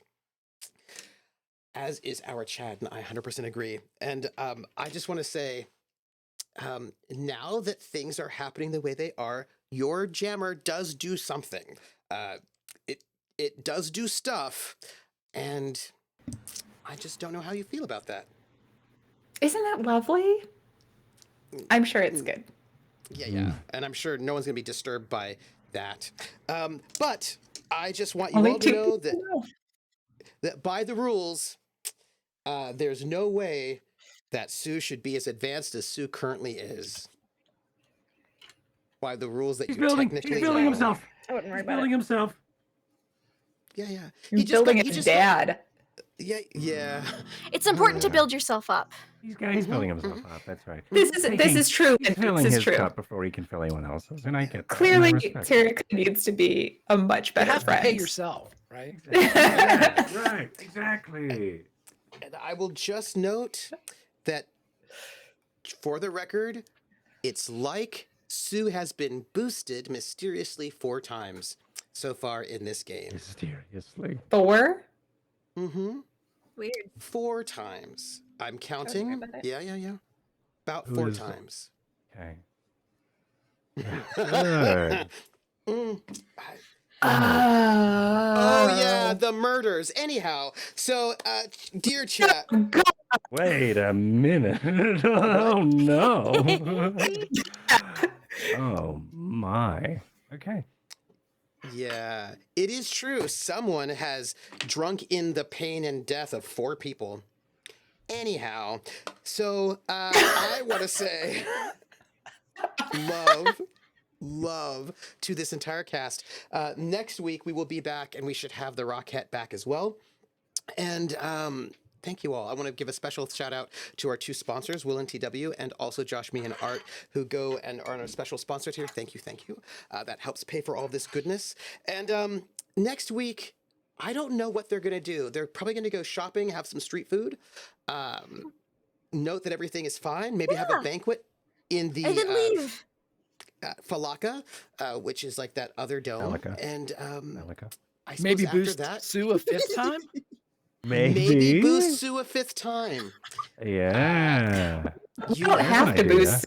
No, Sue is doing fine. Sue is doing fine. Sue could do better. That's the spirit. That's the spirit. Oh Sue my could do god. better. Sue could do better. Yeah. Mhm. You know, I mean, it's pretty exciting. Do you know how expensive it would be to create an AI of that complexity? It would be very expensive. But now you don't even have to spend that kind of money. I Oh, mean, you have to yeah. pay for the parts, but you know.